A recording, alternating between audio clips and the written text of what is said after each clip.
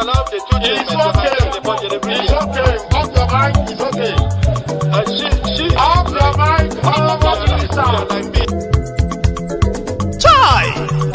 Now wow, people wey suppose talk truth to power don't off mic. And if we talk, now 500,000 they go summer us, call them hate speech. But fear not, Maiyegun don't come. He go torchlight every corner, nooks and cranny of all these bad people where they spoil our country.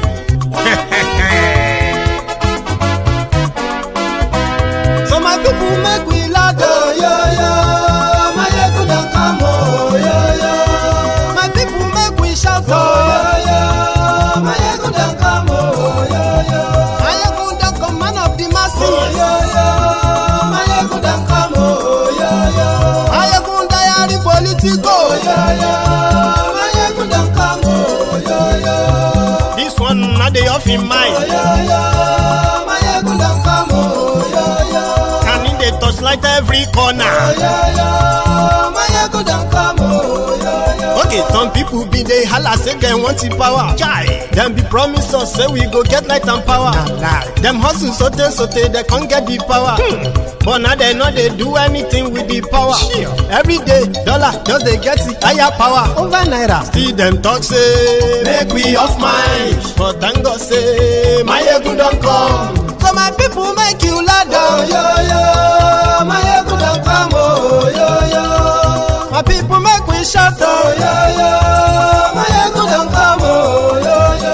Maiyegun don't come, man of the masses, oh, yo, yo. Maiyegun don't come, oh, yo, yo. Maiyegun diary Politico, oh, yo, yo. Maiyegun don't come, oh, yo, yo. This one not they off in mind, oh, yo, yo. Maiyegun don't come, oh, yo, yo. Person where they do evil, no one make person talk. Them say that Maiyegun, that man too they talk. He too they talk. Say Maiyegun diary, he they hot like pepper. But every day then they take money in bulk. Poor man picking, they the street they hawk. Still them talk say make we no talk. But thank God say Maiyegun don't come. So my people make you loud, oh, yo, yo. Maiyegun don't come, oh, yo, yo. My people make you shout, oh, yo, yo. Maiyegun don't come, oh, yo, yo. Maiyegun don't come, man of the masses, oh, yo, yo. Maiyegun don't come, oh, yo, yo. Maiyegun diary Politico, oh, yo, yo. Maiyegun don't come, oh, yo, yo. This man not the off in mind, oh, yo, yo. Maiyegun don't.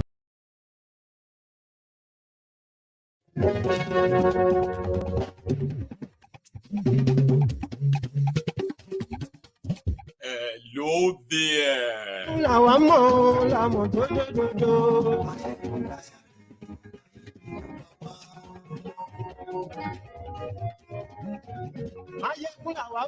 Yemi Koko or Yemi Koko.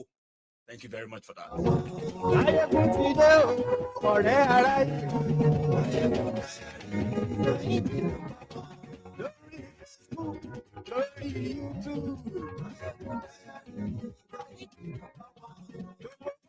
Thank you so much for joining me again. Please read the caption of this broadcast, the description as well. Take your time and share it.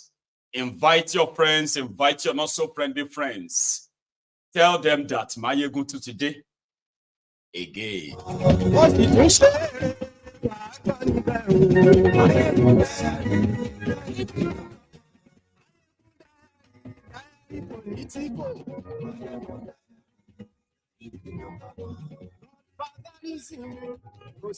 As usual, the court jesters, they are friends in iniquities, are criminals in their enterprise.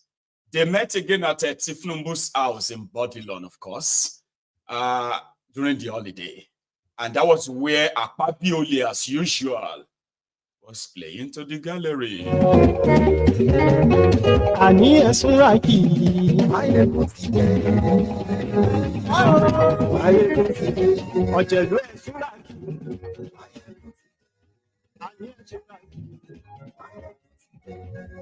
Facebook. And yes, from what happened happened in Ibadan yesterday when Maiyegun Onitiri and his misguided, followers, I'll put it that way, invaded the Oyo State government house without any exit plan. They brought shame, disgrace, and embarrassment to a noble cause, and reactions have been pouring in everywhere. This one too shall pass. You have to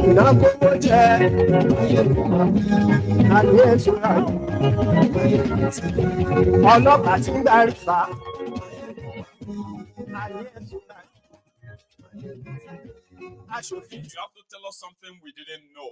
Tell me something I don't know. Don't tell me that Nigeria is paying subsidy after Tinubu said subsidy was gone. That is not news to us. But to El Rufai, it is a sort of talking stage or starting stage of his own wailing wailer. I don't know.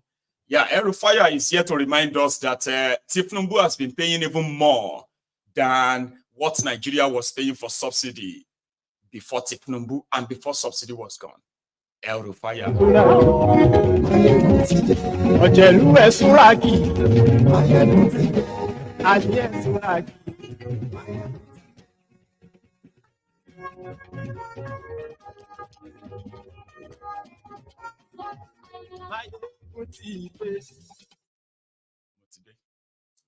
So good morning to you once again, good afternoon to you, and good evening to you from wherever you are joining us from. It is Maiyegun Live. I would have start from what Akpabiole said. I can always come back to that. Yesterday, which happened to be when the news of the invasion of the government house of Oyo State out of 6 states, I've been 7 states that Onitiri declared Democratic Republic of the Yorubas dry. So dry. And there are people who felt like, some of you felt like, no, don't condemn them. At least they did something where other people are not doing anything. One person even came. I would say one person because there are people who probably felt like that in the camp of Onitiri. And that person came and he said, all of you are condemning her. All of you are blaming her. Waiting your own papa don't do to liberate the Yoruba. You see, there is this delusion that requires, there's this delusion among our people, okay, that requires serious enlightenment and education. And I am glad that for those who have participated, right, when we were reading this book, Why We Struck, this book is an account of effort of those who felt like they could rescue Nigeria, use them as a, as well as those who felt like, no, they don't want to be part of Nigeria anymore. What made such convictions stronger and what ruined those convictions? Number one, I know a lot of you probably felt like we need to fight to break out of Nigeria. As convenient as it may sound to you. For you, all you have to take is just go and get guns and give the guns to whoever is ready to carry the gun. That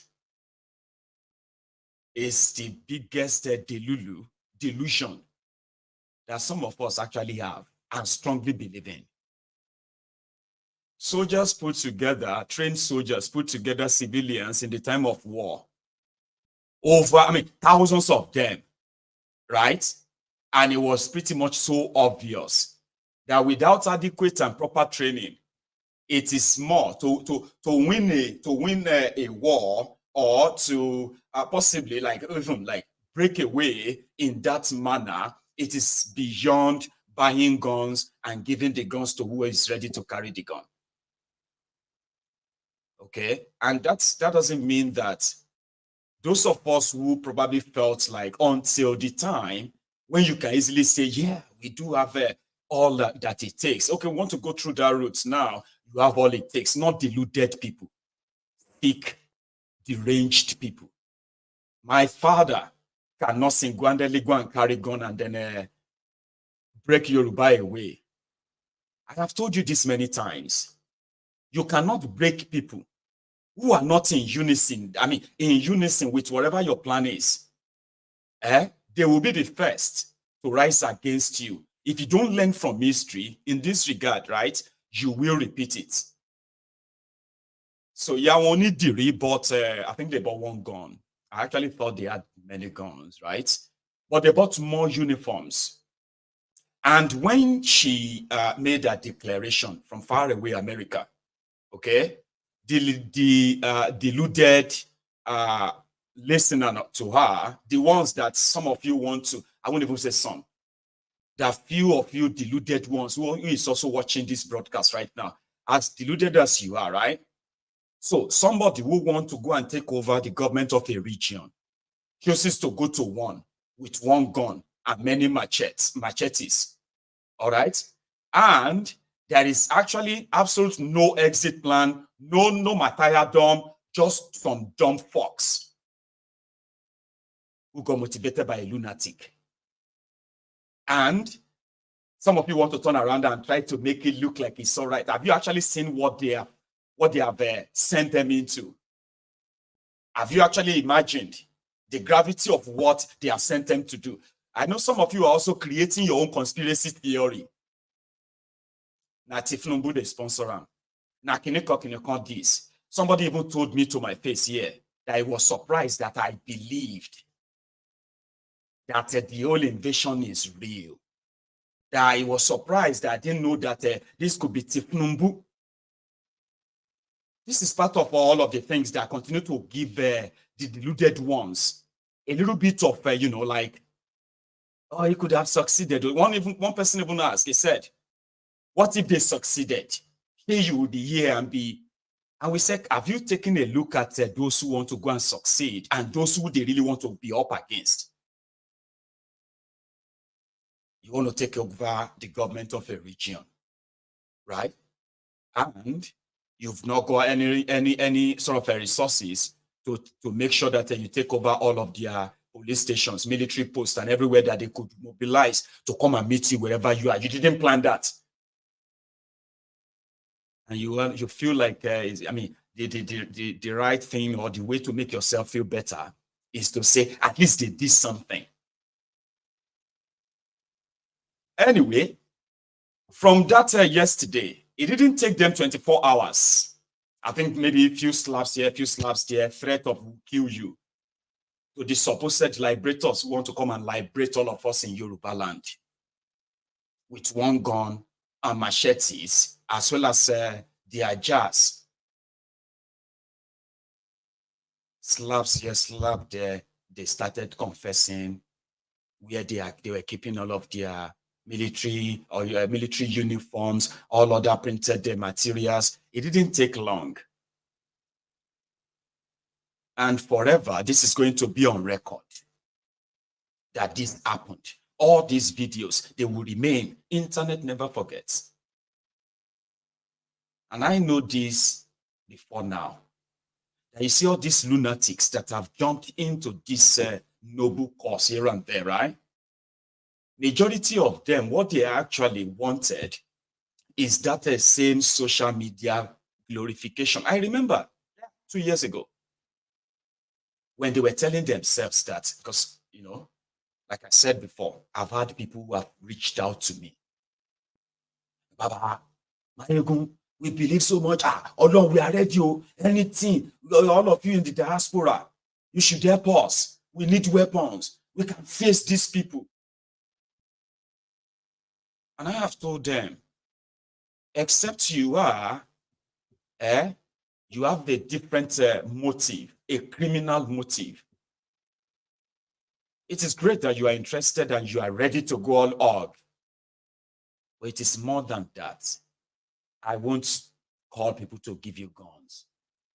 They wanted to start going after policemen, you know, all those, you know, the way they will be like targeting some vulnerable policemen who are like alone, or maybe like they are parked somewhere and these guys will just show up from nowhere and they will open fire on them, shoot all of them, and make videos for social media validation. So that they can say, yes, we are showing them. See, we have killed 2 policemen. And all what this will do is exactly what happened yesterday. It will give the murderous, untrained, unprofessional, terrorist security agents of Nigeria just what they needed to begin to justify murder and possibly genocide in Yoruba land. So 2 years ago, I raised the alarm. Man, they were actually like talking it. They said they needed to, people needed to see something. We need action. All this talk cannot do it. We need action. We're supposed to have gone to so and so and show them. What you don't know is that to get your nation, it is beyond just going somewhere, shooting down people there, spreading fear and all of that, and escaping. It is more than that. That is criminal. But there are people who wanted it in Yoruba land. I was privy to it. When they couldn't deliver their promised declaration in November or October 2022, they resorted to that. But somehow, it's either they didn't have enough money to do what they just did yesterday then, or somehow they felt like they should hold on. Because what happened yesterday was exactly what, well, maybe similar, close to it, because what they were actually planning in 2022 was to start shooting down places, burning down few places, just to send a sign and claim, you know, they will claim responsibility for it. Yes, that was us. We are telling you we need Yoruba nation now. If you don't give us Yoruba nation now, our army will kill you, our army will do this or that. You know, that kind of thing, that logic doesn't make any sense. But there are lunatics, narcissistic individuals on social media that actually wanted that. They don't care about Yoruba nation. They don't care about Biafra. Just wanted something to show that, you know, to satisfy that their narcissistic nature. It doesn't matter if there are people are those who are actually going to be the victims. They don't care. Any of their any Yoruba that become victim is supposed to be like a saboteur. If you get attacked by these lunatics, these miscreants, maybe you are just an enemy of Yoruba. If they are fighting for your freedom, you know that kind of mentality. We are fighting for you. We want to free you. And that's why we are shooting guns everywhere. You need to begin to support us. You need to praise us. Or else we will treat you as enemy. That kind of what they were planning. And I was like, like, are you being serious? Then if you begin to really engage them, the conversation around self-determination, self-rule, and like proper conversation around it, like, okay, what's the plan? What's this? They have no clue. They have no idea. To them, no, we must fight for our this or that. Okay. How?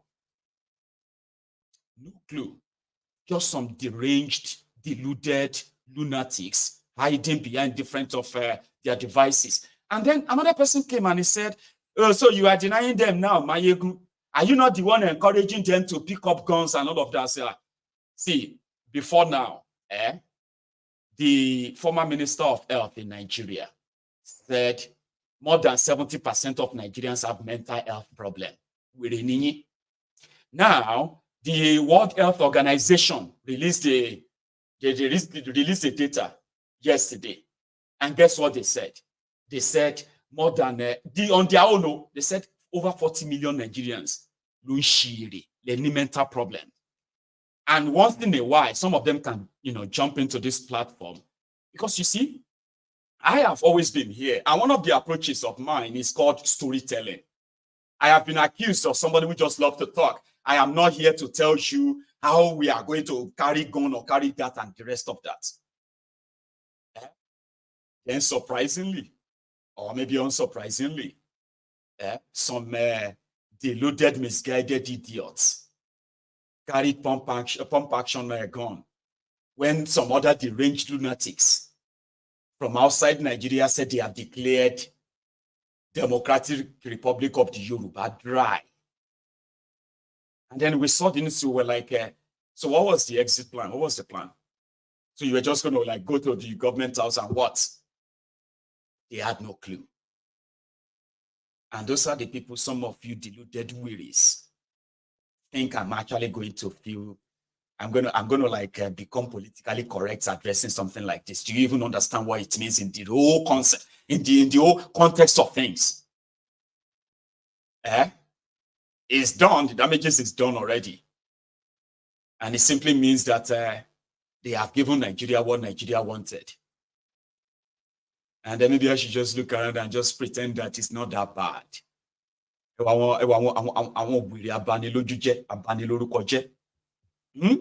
Take a look at this one.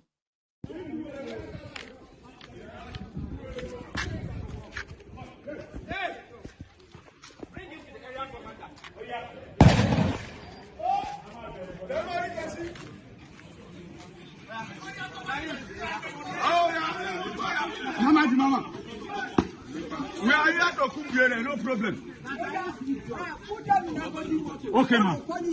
Okay, ma. I said, stay with them, girl. Stay with them. Those are the hero or idiots. Then after that,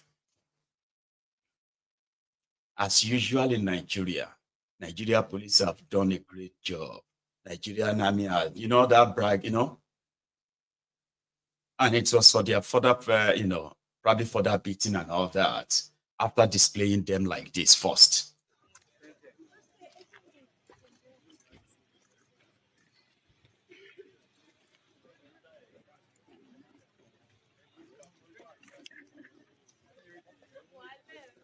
All right, so carry you.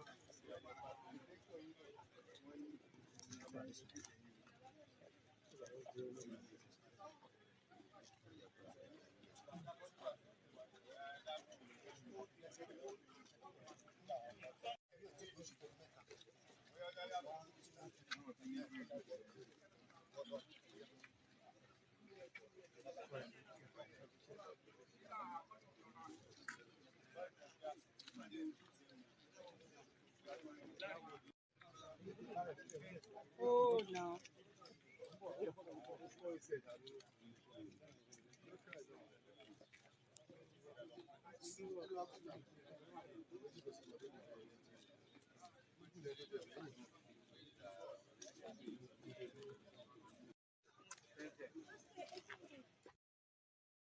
One of her proof points. So is that a point? Somebody just said that, I think it's Just Reason. Just Reason just postulated there now that even armed robbers who goes out for an operation, they won't allow themselves to be captured that way. Talk less of freedom fighters. Our freedom fighters, no training, no enlightenment, no real logistic other than some, and somebody said this is not the first time that she's done something like that too, but that just didn't, catch the attention of the Nigerian criminal police and the rest, Abby. I think it was the one when they said they were going to go and dig.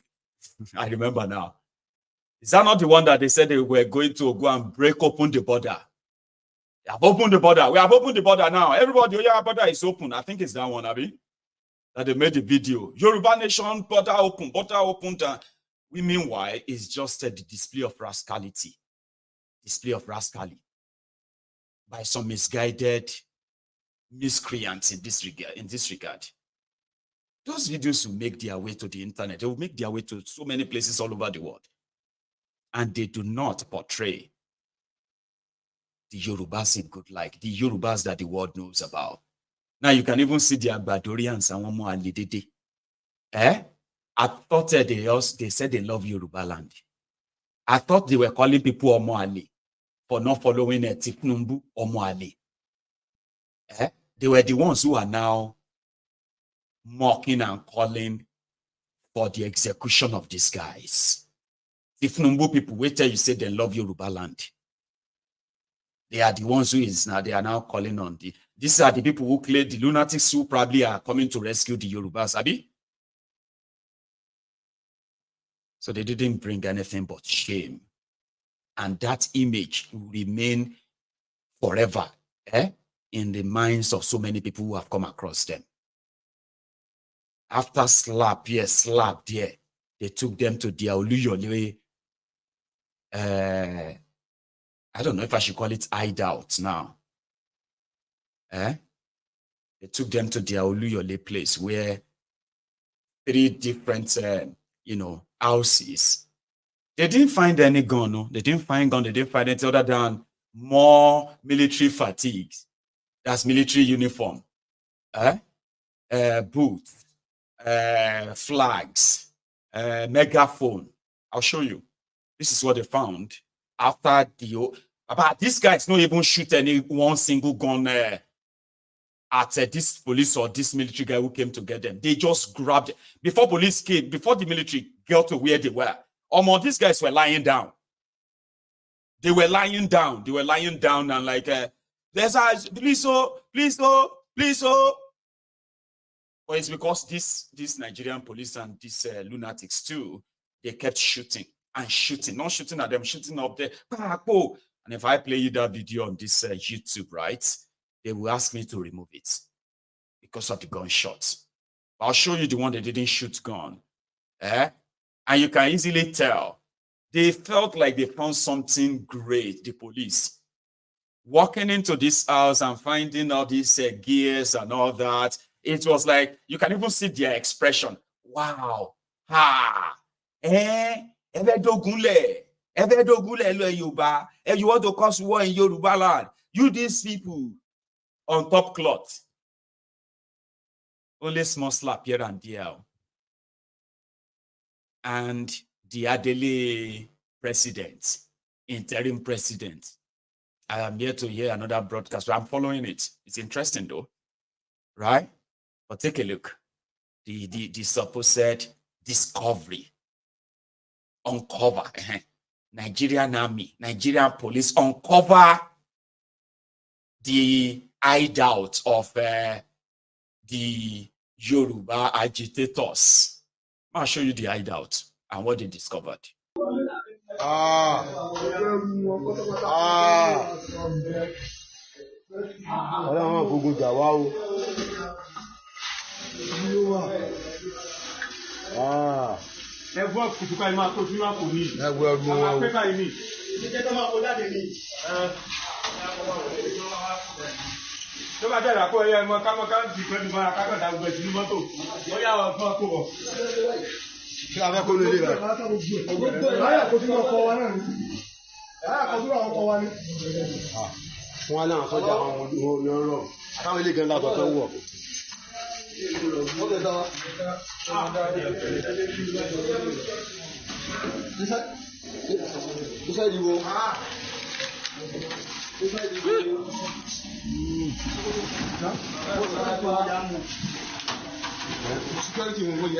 No, only your log bow won't do.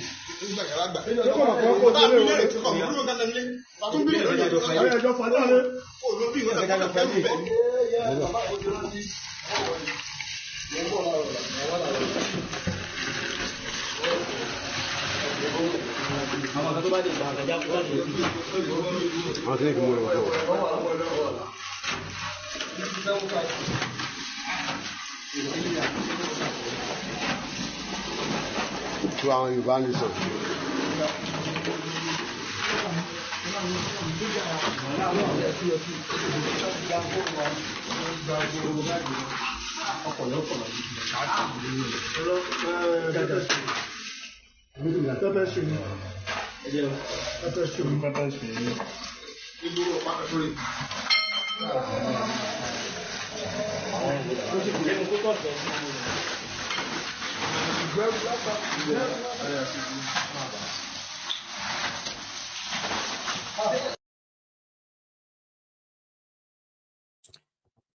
Right. That's them feeling triumphant. Oh, we have now prevailed. Now they will be telling themselves, okay, they are Yorubas too, but they are working for Nigeria. All right? They do not have any connection with the subject matter. Okay? Which simply means they do not have any understanding of what an independent Yoruba nation will mean. They are working for Nigeria. They are Yorubas. And they are seeing an advocacy that is about Yoruba self-determination, right? But they are the first, what will you call them? They are the first to feel so disgusted about it. And they will tell themselves, we need to work more. This thing is spreading now. We need to write our report. We need to know how they even got all of these weapons in. We need to get this or that. Like, they will be more interested, and in a negative way. Because with that, once they begin to file reports and report about the activities like this, then they, as clueless as they are too, so they will escalate, their misunderstanding and their ignorance, coupled with their disloyalty to their own supposed people in this regard. So they will begin to suggest, what should we do to stop them? What should we do to make sure that this does not become really popular? So yeah, those police officers will go home at night. They will tell their family members, they will tell their neighbors, we caught some idiot today. They are shouting Yoruba. They are Yorubas themselves, but they will be like, we were at the office this morning, and we just received an emergency call. They said some boys, they are Yoruba nation. They just took hold. They said they were taking over the government house. We moved into action. By the time we got them, I say, Yoruba nation, which one is that? Don't mind them, Jare. All those people that love to cause problem and trouble, we will deal with them. Please, so tell your children, they shouldn't get themselves, because our guy in office, we have discussed that anybody that we capture for Yoruba nation like this is a terrorist in here, so we kill them. Now, it's because of Nigeria, and this is how they build the resentment. And you will see an Igbo man speaking Igbo, and he will aim gun at his fellow Igbo, all because he believes that is Igbo brother demanding for Biafra. Is a dangerous enemy to him that he has to take out, and he can be given a reward for it in Nigeria. The Yorubas will kill the Yorubas asking for Yoruba nation and go and get a rank, put a button on their shoulder, for helping them to kill those who are aspiring for self-rule. And I keep saying this, right? We need more education, more of it, Baba. There are movements that takes years. I'm talking about some decades to actually build the formidable army and the formidable force of nature to take whatever they want to take. If it's going to take the Yorubas a decade, 100 decade, it doesn't matter now. You know why? Because the day that the generation that knows why they must have their own independent country away from this contraption emerges, there is no force that can actually stop them, because they will be more than equipped to be discouraged, because it's going to be about life and death then.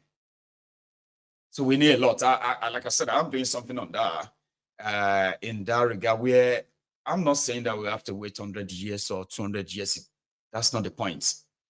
The point is that when you are not ready to declare any war, you will be so stupid to think you can actually be a hero for being foolish.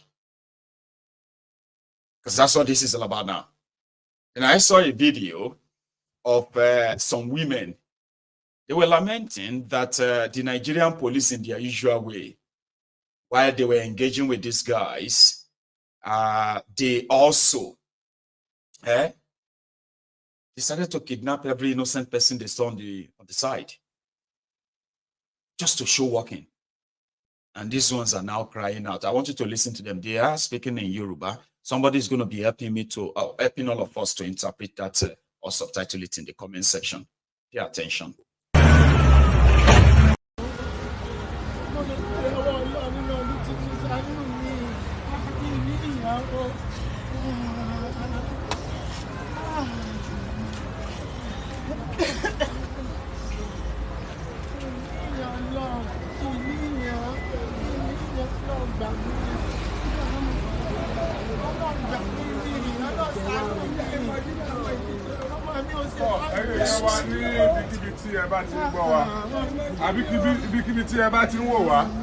Àwọn tí ẹ̀ ń wò yìí NGOs tí wọ́n dá sílẹ̀ láti máa gbèjà aráàlú, láti máa mú ètò ààbò dúró déédéé ní ilẹ̀ wa, wọ́n pè ní NGCS, National Gallant Civil Squad ní orúkọ wọn, National Gallant Civil Squad.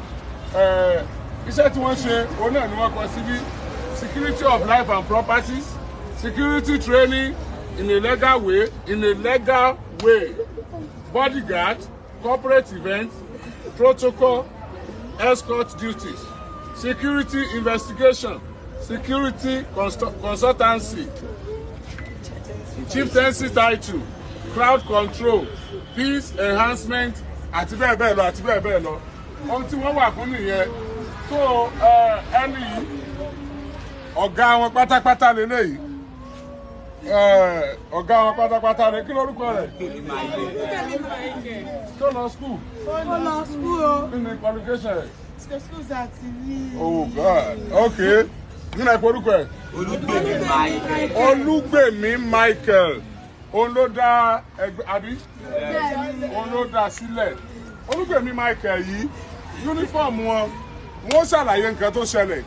Àwọn tí ẹ̀ rí bẹ́ẹ̀ ṣe ń wò wọ́n yìí, àwọn ní báyìí o. Tẹ́ bá wò lánàá tí wọ́n ní wọ́n wá da secretariat rú. Àwọn tí ẹ̀ rí, àwọn lélẹ́yìí o. Wọ́n ní àwọn kan tí Dúpẹ́ Onítìrí tó ń léwájú nínú àwọn tó ń agitate fún Yorùbá nation. Àwọn tí Dúpẹ́ Onítìrí tó léwájú wọn, àwọn ni wọ́n wọ secretariat ìjọba ìpínlẹ̀ Ọ̀yọ́ láàárọ̀ àná tí wọ́n lọ sí House of Assembly.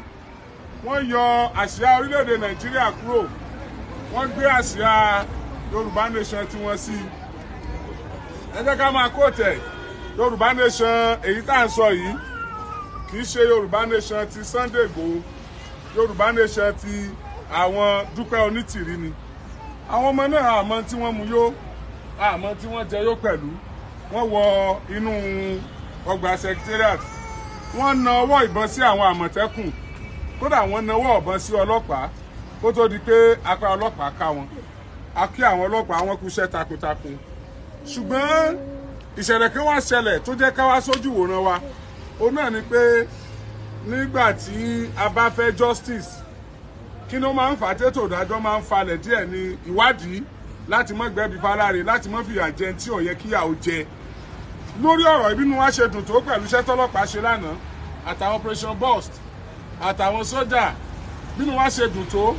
Èyí tó ń dùn wá lọ́wọ́lọ́wọ́ báyìí tó ń bà wá nú jẹ́ ni pé nọ́mbà tí wọ́n fi síta pé àwọn kó inú àwọn agitators yẹn, àwọn ọ̀daràn, let's put it that way, àwọn ọ̀daràn yẹn, torí pé àwọn original agitators wọ́n fi yé wa pé ọ̀daràn làwọn yẹn, pé àwọn kó, ó dàbí pé fígọ̀ yẹn ó dàbí pé ó ní clause díẹ̀ o, fígọ̀ yẹn need adjustment láti mọ̀ wípé lódodo ọ̀daràn ni wọ́n kó.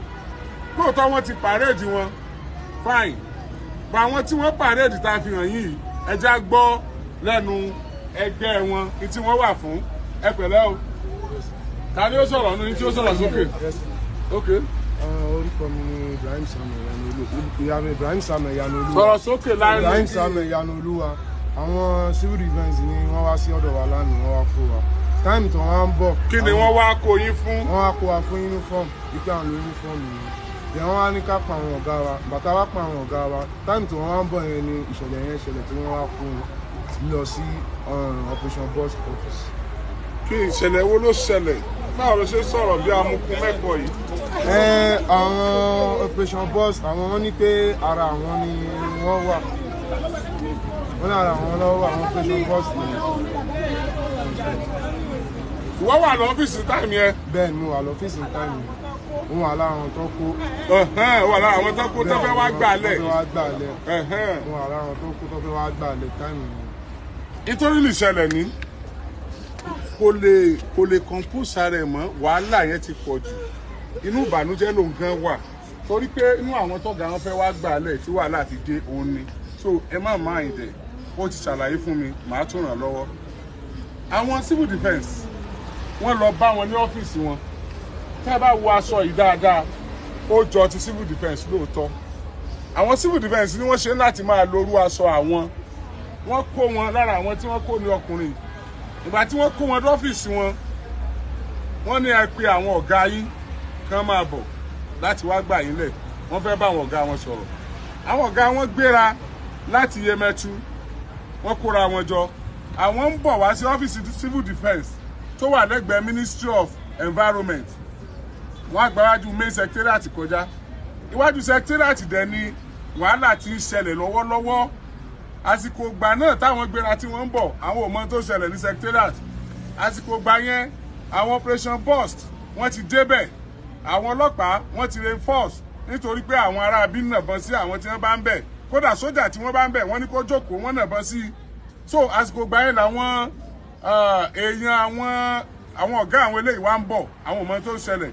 Nínú mọ́tò wọn bá ṣe ń bọ̀, àwọn operation burst wọ́n ti ń ransack àwọn tán bá rí, wọ́n ti ń mú àwọn tó ṣe kínní.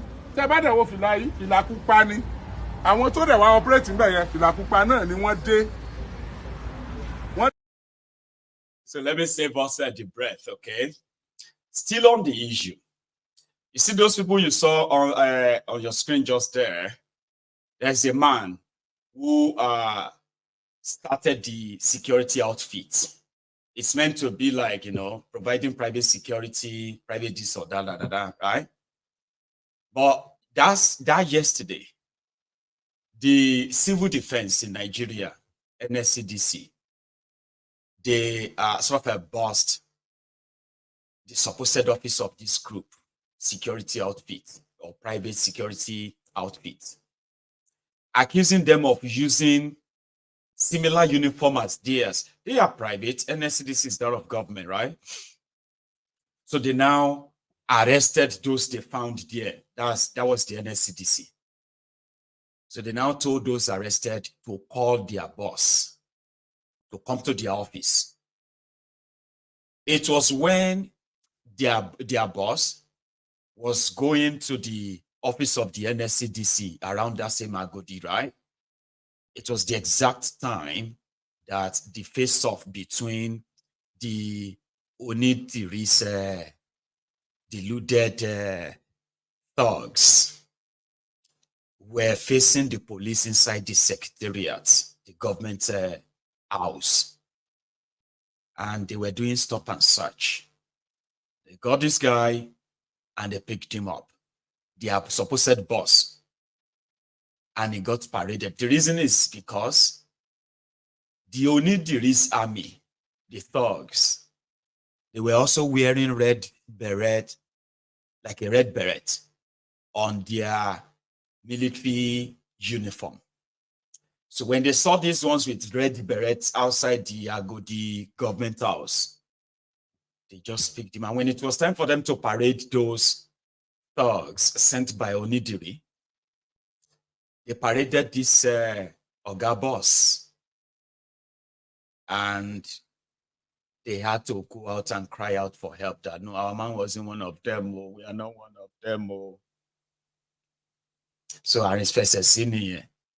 So they would have to go prove that they are not one of them. all of that from their same yesterday. This is what, what's this man's name again? Body George had to say about the incident. You know something? I advise you not to take wholly of everything he had to say, but I just want you to listen quickly. You know, when one of my political sons in Oyo State sent the clip to me, I thought it was in Nollywood. But when I now listened to the comments made by the lady who was all dressed in white and talking, I knew something terribly had gone amiss. You know, I see it as part of the teaching of civics and history in schools.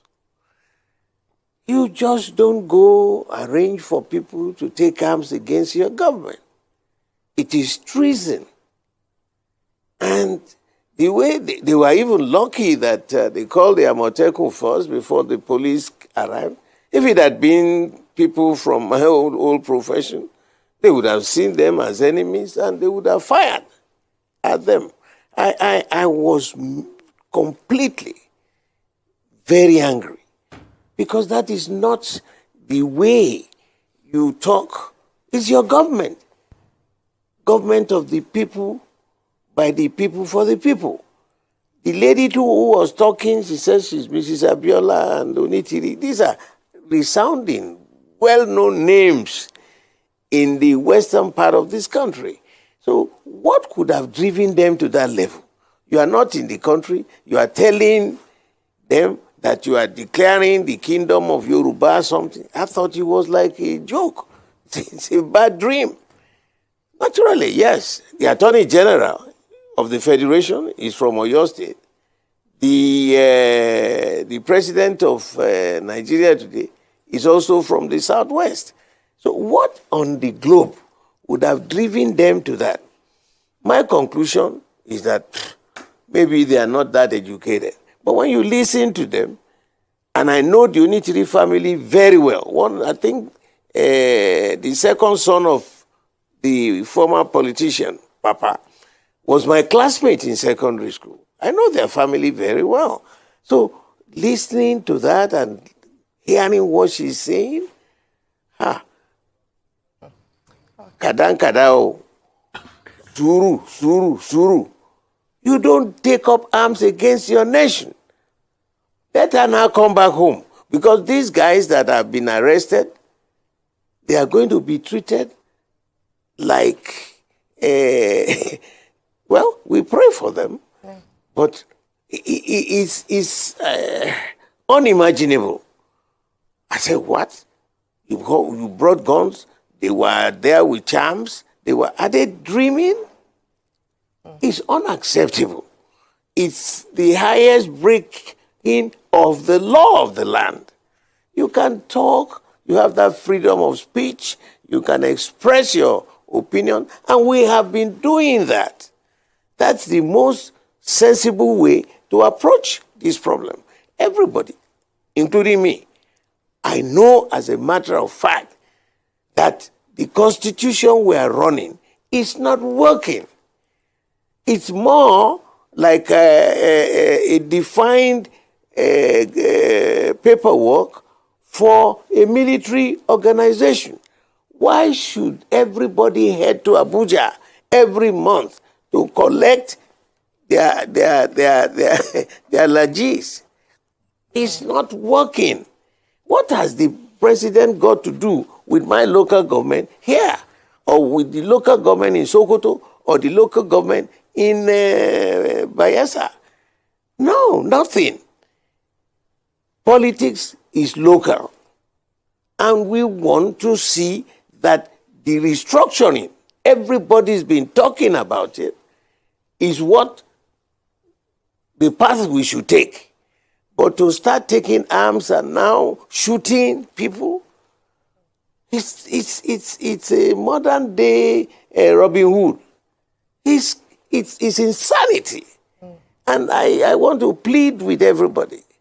Well, the investigation will go on. They must get to the end of it. What surprised Baba, I understand this, his own contribution to this mess. So that's why I said his reaction, honestly speaking, is the reaction of a majority of people. This is not how to do it. It is not. And for the Nigeria that we know very well, it's automatically like they never really wish themselves well. And they look so scared. I have seen them. So they were captured by the Amotekun. But Body Judge was surprised that people could pick up arms. He kept talking about the law. Listen, of course we say Nigeria is a lawless place. But don't try to find out when they want to use their lawlessness on you. They will use it to the fullest. So do not give them that opportunity. Don't walk into their hands and then begin to wonder why they are treating you that way. And that is why if you want to go hard, you have to go hard enough. If you want to go like boom, boom, boom, boom, then you have to go like that, boom, boom, boom, hard enough. Not the one that they will send a Motekun. And you begin to say, hey, we surrender. Hey, no shoot, no shoot. Please don't shoot. But the judge wondering that people can become very, very, agitated to pick up arms against the illegitimate contraption that they are forced together, right? Then it's like, but the judge is not really, he's an old man. There are many like them who still see Nigeria as a country, no matter what you say. And to them, even if Nigeria is going to be restructured, it is not to break up. So if you are going to identify with people that will never support the independence of Yoruba nation, right? He is one of them. But I actually wanted to hear his reaction there. He was surprised. He was like, did you pick up gun? So it is because people they didn't pick up enough guns. If not, Body Judge will say, could you pick up a gun against your government? You know what I mean? Because it's similar to asking, why would the people pick up guns, the Fulani terrorists? Just because they wanted land. That's why they picked up guns. So why do you pick up gun against your government? Because I want to not be under that government anymore. And it is treason. Truly, it is. And that is why, and he was right too. Like civic studies, those of us who did government, those of us who actually really went to school. There are some things that it is either you have a mental problem to be rational to do. There are some things you would do. Obviously, you are just irrational. And it's because you're not right up there. But there are some semblance of sanity that could pop in if your education, no matter how little it is, you will get to know that more. If we are going to take over this way, how many guns, how many rounds of ammunition? Give me a sec. I want to say this. Continue. 70 years old man.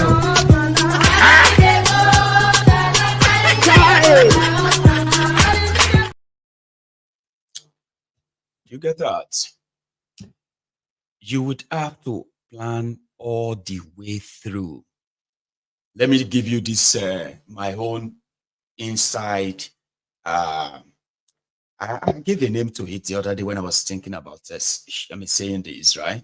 I gave a name to this, my inside thought of if I want to be a narcissistic individual, or a nice narcissistic, a nice narcissistic fellow. There's no nice narcissistic fellow, okay? But it's internal, right? I'm talking about the inner voice that you speak to and say, if I have my way, right? If you want to take up arms in fighting for referendum or self-rule, it is mostly a plan that could take your lifetime. You have to fight until the last man, until the last bullet. And when we are talking about last man, last bullet, we're not talking about 100,000 round of ammunition. 1,000 guns. You get what it's called the endless free flow of weaponry. That can take years. You know, the moment you no longer have that bullet anymore, then you're out of the game. So it means you have to plan it a long way. How do you sustain such? If I want to be a rebel leader or a liberation leader, for example, for the Yoruba people, I'll tell you what I would do. I haven't shared this with you before, right? But I will say it now and consider that as my inner thoughts, because that is not what I'm going to do if I am presented with an option to be part and parcel of those that will champion this, right? Like I'm saying, I have better ways, which I have shared with you a lot, and that is getting the people to want it. You have to want it if you want to succeed.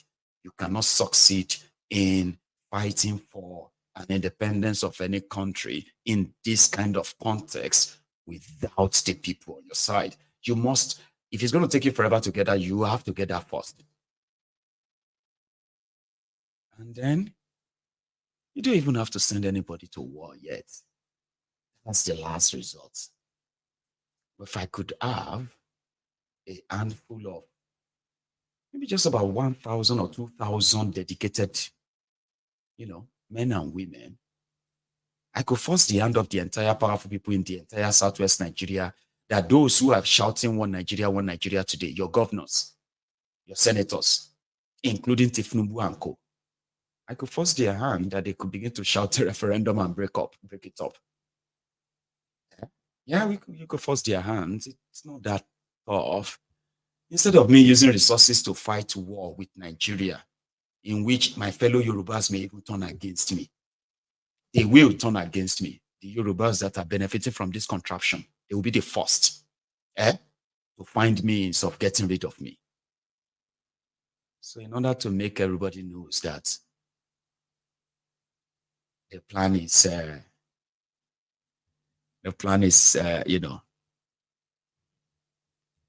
soundproof kind of, I'll say. I would rather go after those criminals you call your politicians. I can make them disappear. Yeah, that kind of power. The power where well-trained men and women, they could walk into a government house and take the governor out of the place without shooting a single gun. I would invest my resources in such. Imagine an operation, for example, whereby Sanwo-Iku of Lagos, Dubious Dapo of Ogun, Ajogba Trophy of Osun, Ade Dancer, and maybe Solo Makinde of Oyo.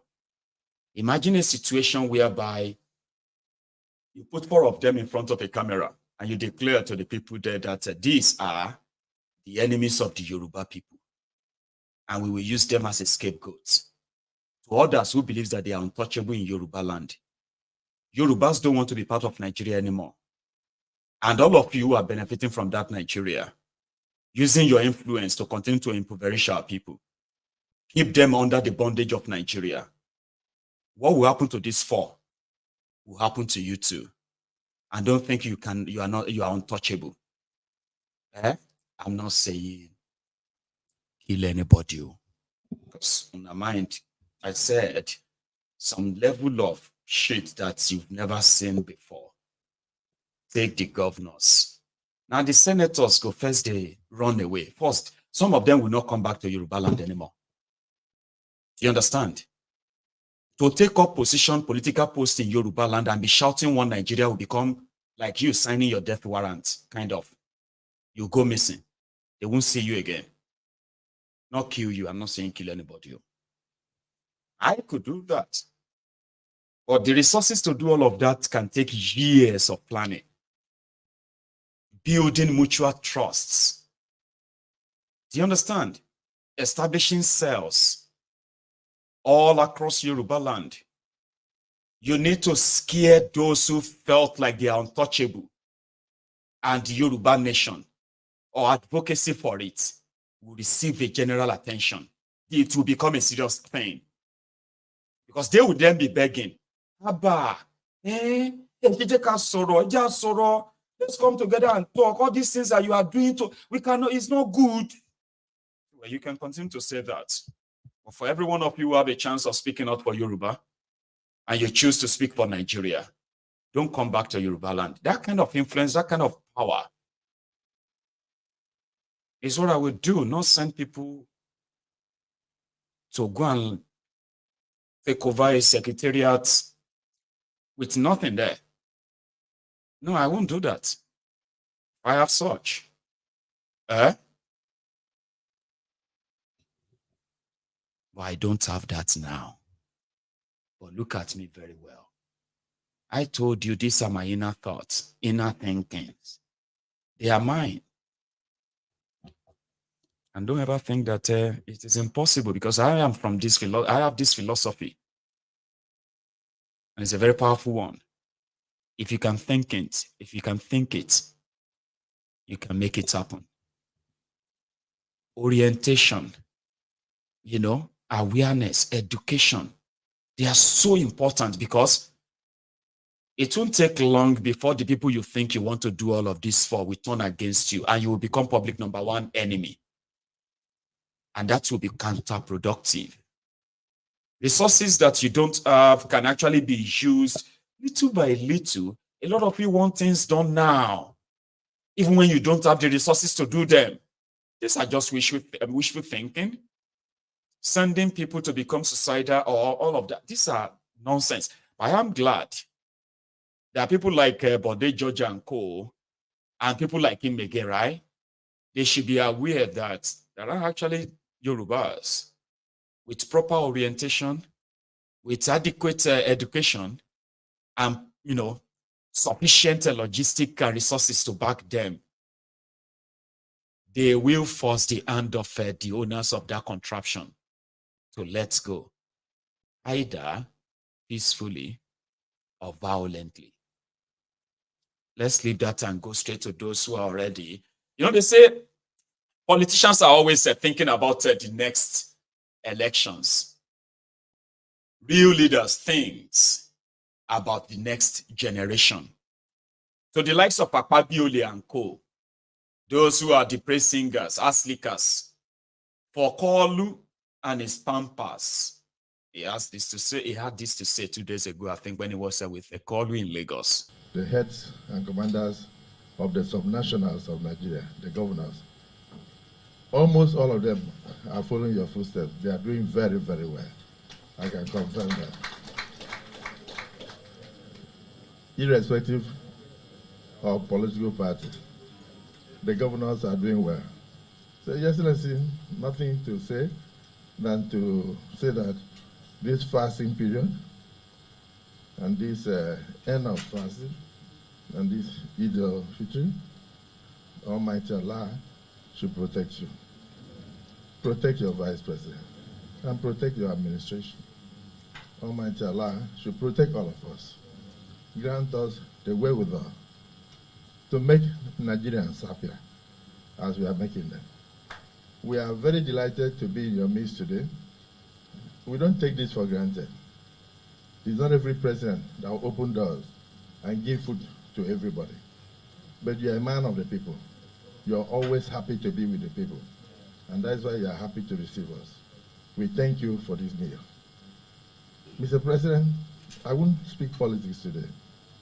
But if I'm to judge from what I'm seeing here, there's no person here, or there's no person of any political division that does not support you. This shows a lot for the future. And my other prayer, sir, will be that as you coast home to victory for a second term in 2027, may all the governors here who also support you also have their second term.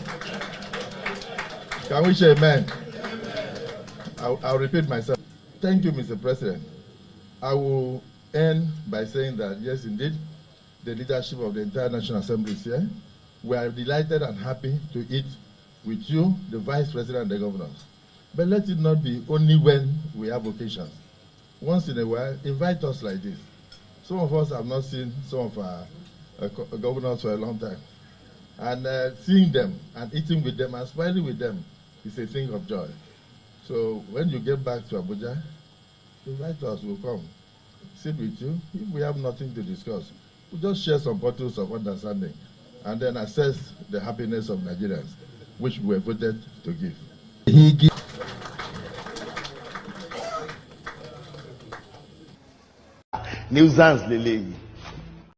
know what I see?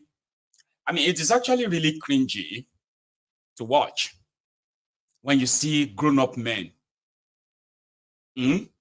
leaking asses like that. And these are not just grown-up men. These were men who are manning institutions. Okay? And he can do all of that, like, oh, we discuss about the happiness of Nigerians as we are making Nigerians happy. Oh, yeah, and all of that stuff. So it reeks of a mockery. And that's what they do. Isn't that what they do all the time? Mockery of the people.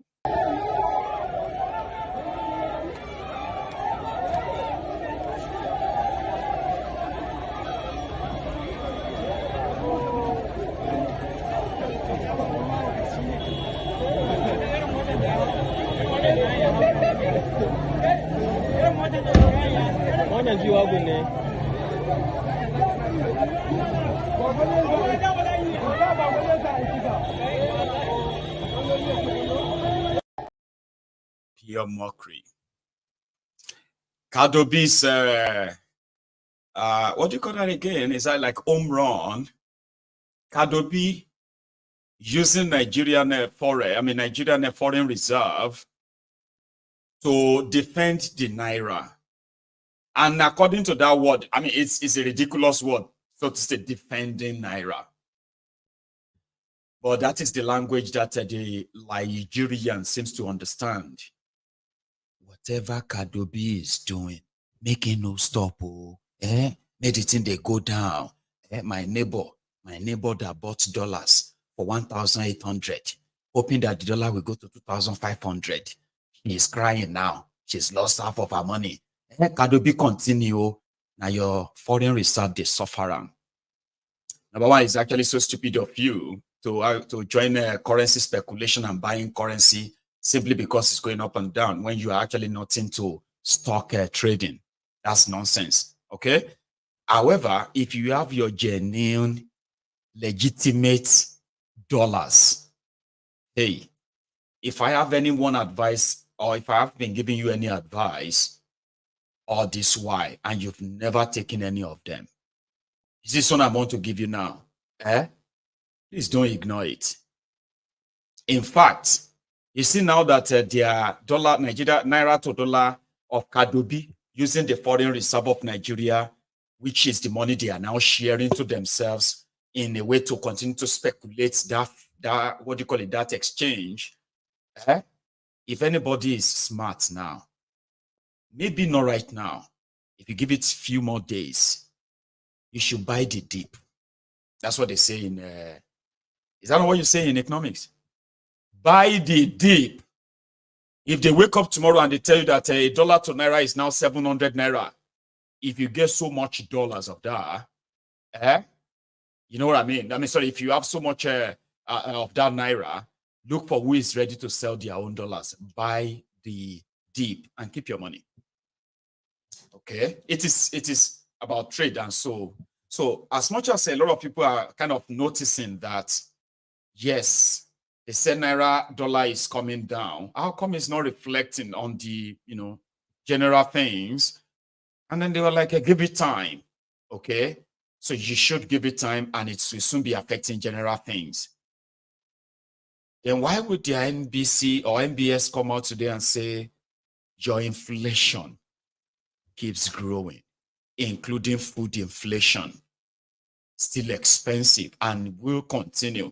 That is not corresponding with Adobe's economic. When the dollar was 710 naira to $1, you could buy a bag of rice for 38,000 naira. Abi? So if you went straight to 1,800, 1,900 naira to $1, and the bag of rice jumped straight to 90,000, 80,000 naira. So if it comes down from 1,800 to 900, that's half. A bag of rice should come down to 45,000 naira. By that estimation, Abi.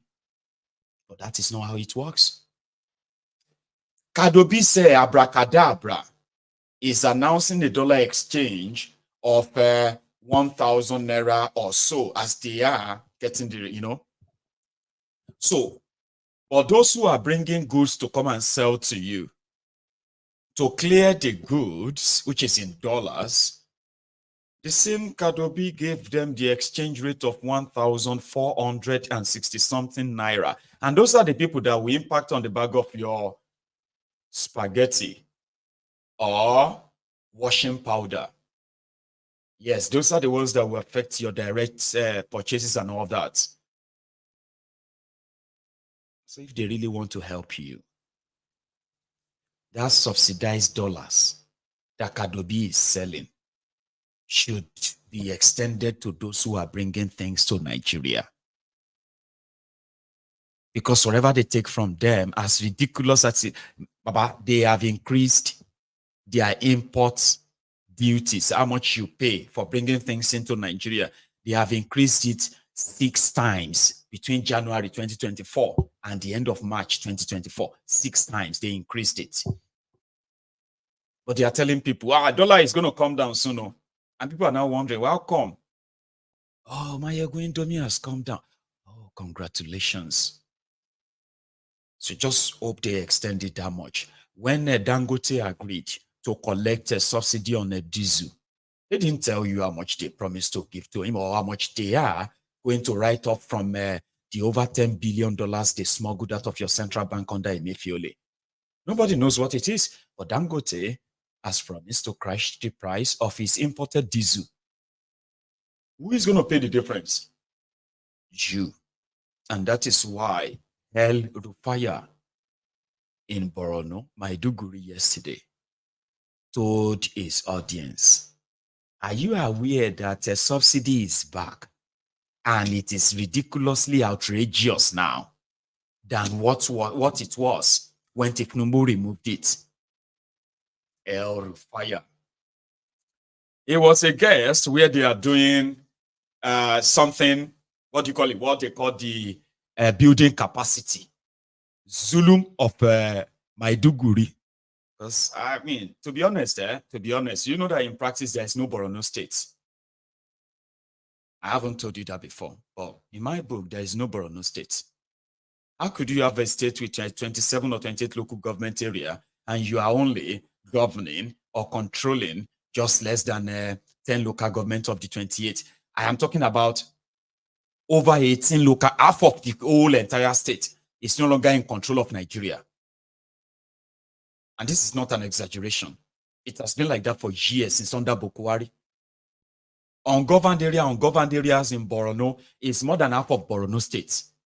Baba, they cancelled local government areas. Local governments that have been taken over by terrorists. They moved straight to the federal, to the state capital, and they have been like that. But guess what? Nigeria is still paying the allocations of all of the local government areas in Borno state to this Maiduguri governor. They are still paying the state allocation to him. And the smart guy, he will just go buy bigger, trucks of rice. And that is the government project in Borno. You get that? Food, or, we need to build new homes for the displaced people. We just build new schools for them. We just this or that. We are talking about a state of 20-something local government areas, but now have less than 10 of them that are actually you can call local government. Others are like, now only people who still want to pay tax to the terrorists are living in those places. Zulum doesn't even go there anymore. Nigerian army, Nigerian government, they've abandoned those places in Borno State. And it's been like that for years. So he was the one who hosted Kaduna Littlefinger, El Rufai, the Southern Kaduna genocidist. The man that they thought was going to be part of Tinubu's illegitimate government, but got rubbished. And since then, he has become a wure jele jele. He has turned to Agunton Jemo. I will try and find the English version of jele jele.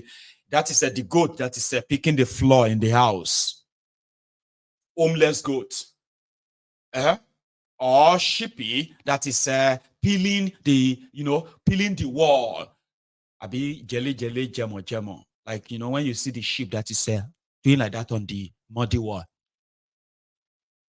Sheep. That's what Rufai has become. But we all believe that it's a matter of time. It's going to be a matter of time before he is going to start sending his salvo. He's just being honest here. Because it is true. But El Rufai couldn't tell us how much. I have told you. Yes, I've told you. You know how much they are paying on subsidy now, don't you? What do you want me to remind you? Of course I will. As at May 29, 2023, last year, before Tinubu's illegitimate regime came on, they said that January of that year, Melek Yari, in charge of the NNPC, they sold to themselves, right? Said Nigeria couldn't afford to keep paying 430 billion naira on subsidy of petrol. Nigeria can no longer afford that. It's impossible. We need to bring Kaduna refinery. We need to bring a Dangote refinery. And by May 2023, Kolu said subsidy was gone. But it wasn't. It was a lie. Yeah. It never left. It was never gone. And now we know that Nigeria is now paying almost 1 billion naira a month for subsidy. Can you even believe that? And they said that time when the Nigerian naira to dollar was 1,900 or so. Oh no, you have no idea what Nigeria has entered into, my dear. You do not. 950 billion naira every month. Just for you to buy fuel at 650 naira a liter. Under Bokuwari, he was paying 430,000 naira a month on subsidy. And you were buying a liter at 65 naira a liter.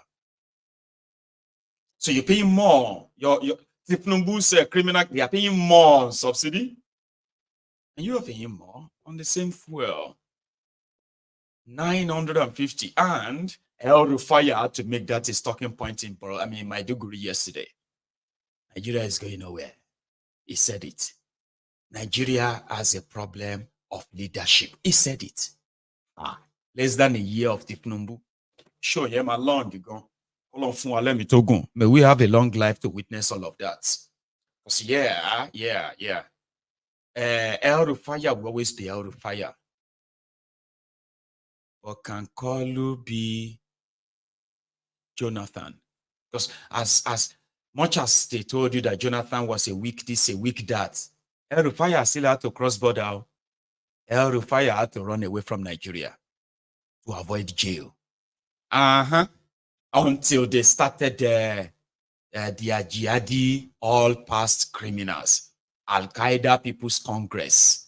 And that as a cover, they started there threatening Jonathan. If you touch any of us, you will cause war. And I think Jonathan was pretty much like, okay, I don't want to wahala. I'll just leave them. The rest, they say, is history now, isn't it? So El Rufai, we will be monitoring, Because I do remember when he, when he told, he actually told someone, he said he knew how, he knows how to retire. He said he knew how to retire godfathers. And he would teach Ambode, or Ambode of blessed memory. Somebody said Shotikuni. He's dead politically, so yeah, you can say that again, right? So El Rufai was the governor of Kaduna. You know him, you know his story, right? So El Rufai once said that he knows how to retire godfathers. He did to all the Kaduna political godfathers. He would teach Ambode how to retire Tinubu, his godfather. And it was Ambode that finally kissed the dust. I'll bring that back to you in a moment. I also have the part where the reports on Okwama, we are right. Oh, you see, sometimes I think my problem with people is, I think it's the way I deliver my messages, right? Because we have always been right on every interesting issue that we have taken our time to dig by piecing, together, different pieces of information here and there, piecing them together. We have managed to reach some very, very convincing conclusions in the past, and we've always been right. Okay, I'll tell you what I just covered, right? You remember that we said that the Okwama killing was pretty much like the rivalry between the supposed bunkers, oil bunkers, those who are stealing Nigeria crude oil in the Niger Delta. See, government, Tompolo. Government Tompolo. Government Tompolo is a terrorist from Niger Delta of Nigeria who is into oil smuggling, gun running, and every manner of criminality that you can think of on the IC. Crude oil stealing, even hijacking things and all that. But Tompolo today is a member of the Nigeria elite class. Nigerian Navy, Nigerian government can provide security for their own multi-billion dollars infrastructures, pipelines, and the oil. So they had to invite a terrorist, a repentant terrorist, Tompolo. And he's been, they are paying him 4 billion naira every month to help Nigeria protect Nigeria's infrastructure like pipelines and crude oil. So oil bunkering in the Delta have is a fingerprint all over it. So the rivalry between those of them who were doing the oil bunkering in the Delta, it was the rivalry that prompted Tompolo, to invite those 17 soldiers. Do you know that those soldiers didn't go to Okwama in the Nigerian army gunboats per se? They didn't go to Okwama in the Nigerian army boats. They went to Okwama in Tompolo's gunboats with the expectation that another terrorist, a militant, they call them militant, another militant in that axis, on that same river, going through the Okwama, and the Okwama kingdom, they are like towns here, 1, 2, 3 here, and they're like many. In the entire axis, there was a guy that was trying to run things. And Tompolo could not stand him. Even despite Tompolo said, well-armed, whatever. Tompolo had to invite those 17 soldiers that got killed in Okwama. And Nigerian military kept killing the civilians and blaming them for the death. There is a revelation on that. A revelation is out on that. We were right after all. Yes, we were. And no wonder they did not want anybody to visit the place. They did not allow the state governor to visit the place. They did not allow the press to visit the place. They did not allow access to help, to aid workers to go and help the people displaced there. It is a crime scene.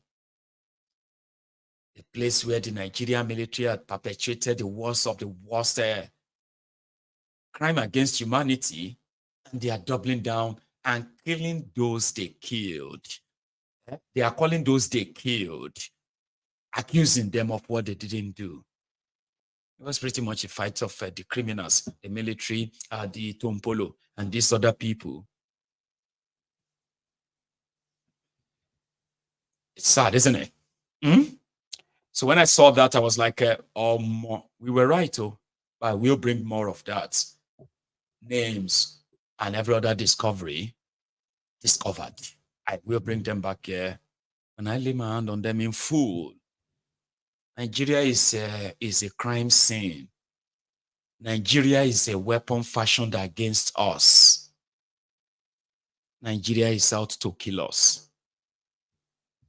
Anyway, so what do we do?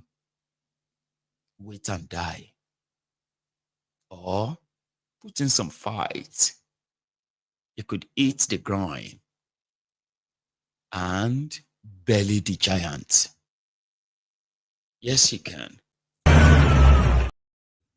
Talking about giants, how the mighty falling. Obaseki is it's kind of a different breed, sort of, right? Well, he got rid of his supposed the fiercest deputy, the peer that stood against their own godfather, Adam Soshiomole, Adamu Titelo. Only for them to end up stabbing themselves or stabbing each other. Oh, Obaseki is petty, Sha. You really dealt with Shahibu, by the way, right? Then he got impeached. Why do you have to take a bulldozer to his house to go and demolish his security post, kind of? Okay, it's about being powerful and powerless, no?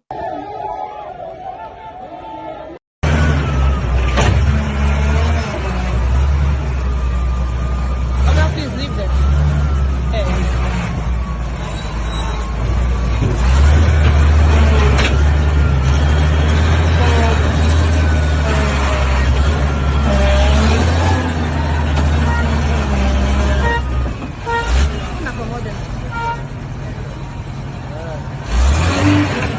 They were sent from government house to demolish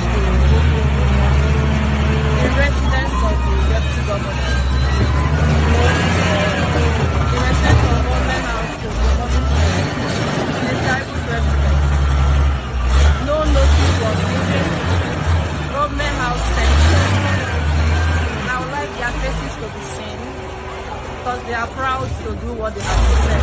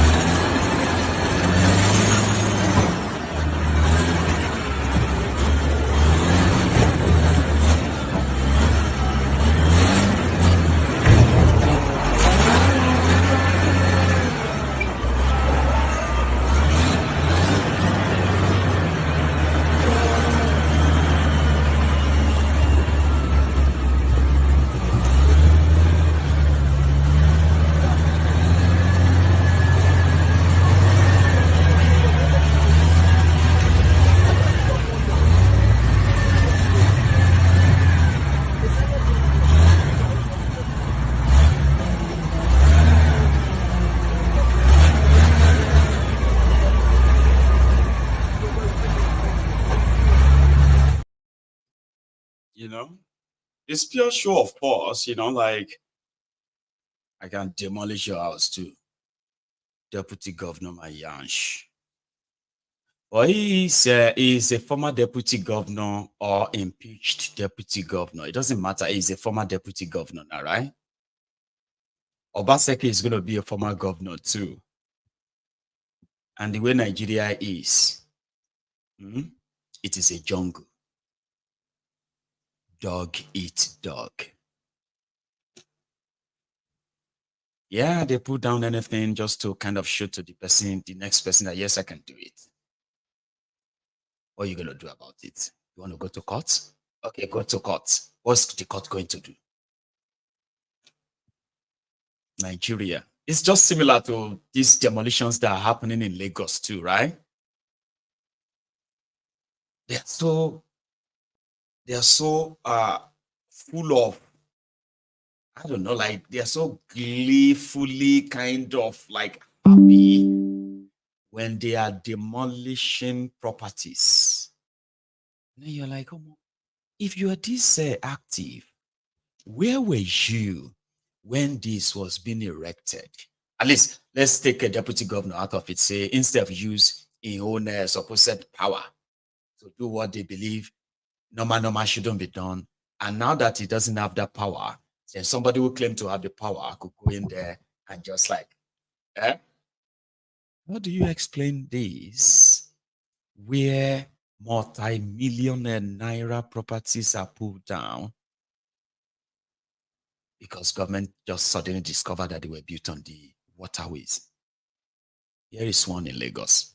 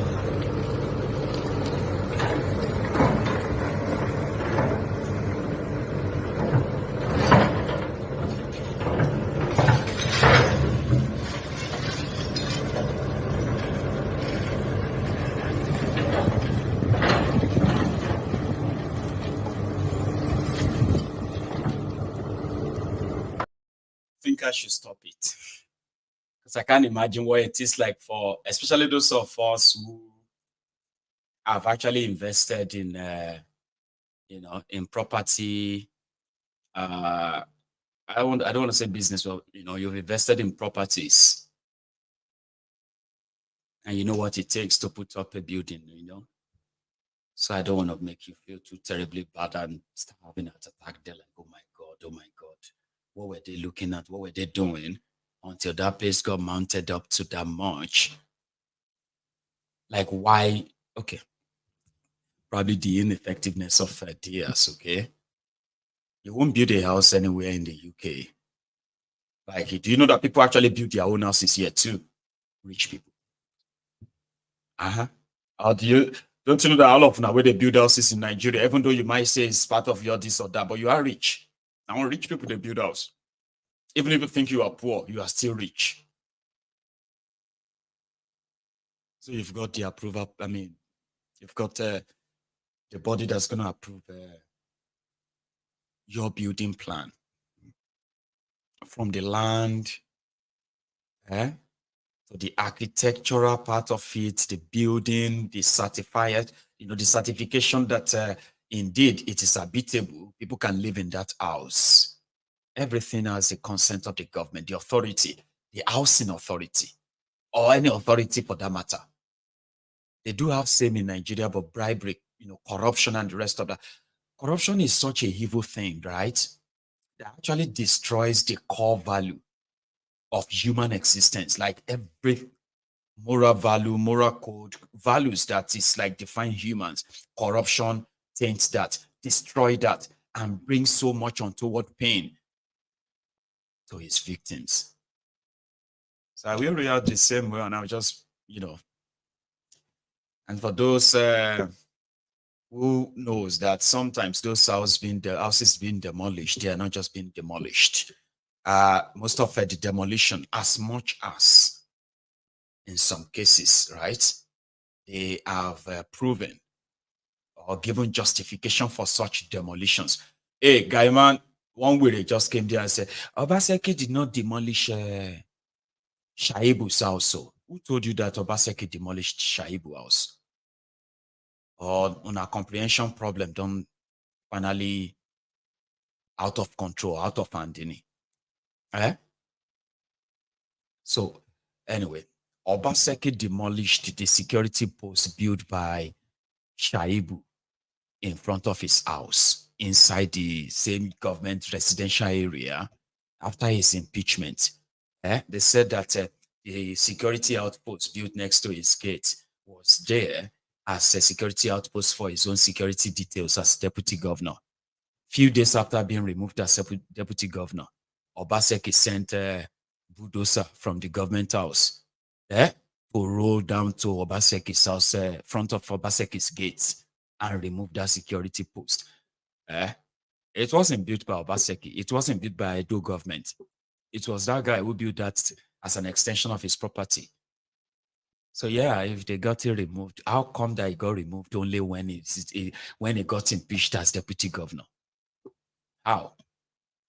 So don't come here and say it's fake news if you don't want Ogun to buy you.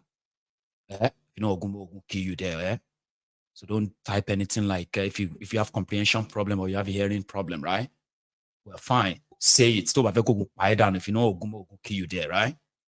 So that I don't have any business or any dog in their fight, right? I'm just trying to contribute to see what power could do to supposedly two good friends.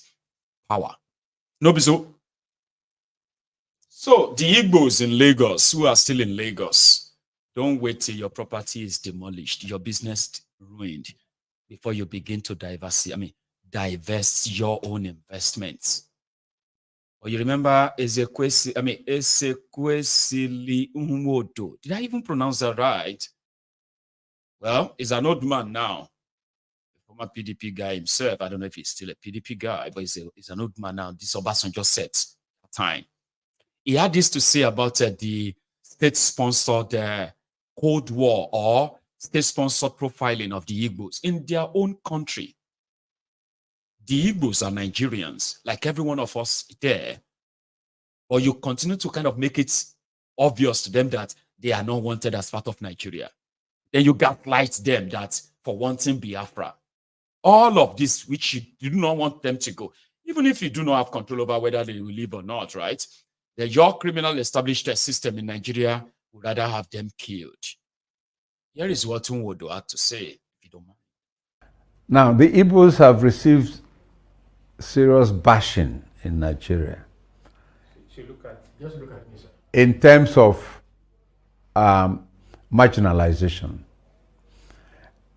This is a country that has survived going to 50 years after the Civil War, and people were given £20 no matter how much you had in the bank, and they survived with that £20 and are still standing. These were people that were promised rehabilitation, reconciliation, reconstruction, and all those who are practicing the breach. 50 years after, we are still fighting in the parliament for a Southeast Commission to do those three things that were promised after the Civil War in 1970. This is a people who, in the last election, showed that they have the population to vote in a president for Nigeria. Now, recently, the gentleman who was championing Oduduwa Republic and who was incarcerated in a neighboring country has been released and is free and is traveled abroad. Now, Nnamdi Kanu, who was also championing the creation of Biafra, has been kidnapped, incarcerated, even after the courts have said that he has no case to answer. The Igbo see it as further telling them that they are second-class citizens in their own country, and there is a different treatment for them as compared to others. These same Igbos made their own contributions, which in no way you can say is inferior to the contribution of any other part of Nigeria for the independence of our country. These are people who are they are lucky that God created them with the spirit of enterprise. And you have seen what I've done with their £20. Go around Nigeria and tell me how many cities you see that are as well developed as, even let's take the state capitals. Not to talk about going to the hinterland in Igbo land and see the mansions that enterprise has created. So the country has refused to use these people for the growth of the country's economy. If they allowed the Igbos to thrive and to influence others positively, rather than hounding them wherever they are, I think the country would have developed faster and better. Igbos created Lagos, Igbos created Abuja, Igbos created Kaduna, Kano, most of the country, Port Harcourt. And when you have such people, it is the country for the country to use them to the country's advantage and not to continue to suppress them. So we feel very, very unhappy in the Nigerian state. But what we promised Nigerians is that we're not going anywhere. We're not going anywhere. We'll be here until we reap the full benefits of our contribution in building this nation.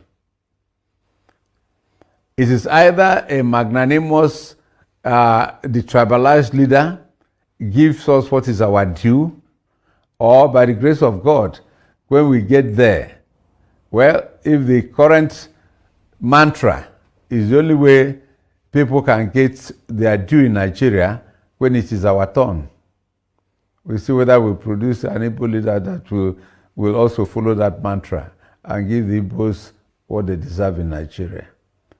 But we are not begging for pittance. We are not begging for something that we don't deserve. We are not begging that what belongs to anybody should be given to us.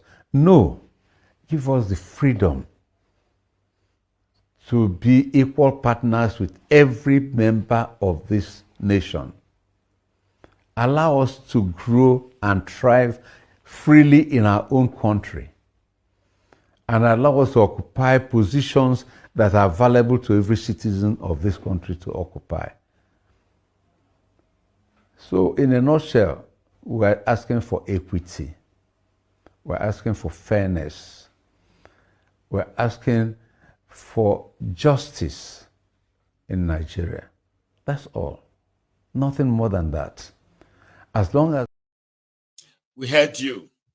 And a quick one. Igbos did not create Lagos. Igbos did not create Abuja. Igbos did not create Port Harcourt that way. In context, I bet what he meant was the contribution of Igbos to these mentioned places are so visible, so huge, for them to be denied the equal opportunity of saying of nationhood. That's the way I see it. All right. Sometimes word can come out and they will just be, you know what I mean? Like, they will just be interpreted wrongly. And that will be the only thing people will pick up from there. You get what I mean now? But indeed, when you look at all these places, we do joke about that, don't we? That wherever you go through and you do not see an Igbo man there or woman, leave. It is to talk about their industrious, enterprising nature. And Nigeria and the Nigeria ruiners from the histories that a lot of us are now getting accustomed to. They have this snag for the Igbos. And they wanted the rest of us who are non-Igbos too to feel same way. Okay? But they won't have their way all the time, because a generation that has to know that we don't have to inherit other people's enemies. That generation is here, not coming. They are here. We will not inherit other people's enemies. And we would not inherit the enemies of our forebearers. Yeah? Well, I am a champion of that. Right? Let's go forward. This was Peter Obi in, talking about Igbos now. The man that wanted to be president of Nigeria. That is Peter Obi. He was in Massachusetts 2 days ago, and last night he was in New York, New Jersey. And this time around, he had a sort of a gathering to say thank you to those of you who are the Obidients in Diaspora. And one of them had this to ask from what happened within the place, right? Shore is in New Jersey, and Peter Obi was at his backyard yesterday. We have not heard the last of that, right? Yeah. Make a significant impact in the development of Nigeria. We have one from Brother OG. Please, so I'm sorry, the reason we're not reading the names because some of you didn't put your names, but this is from Brother OG. And it says, based on your understanding and experience, what changes have been proposed and are in place for the trust and belief of the democratic process in regards to INEC?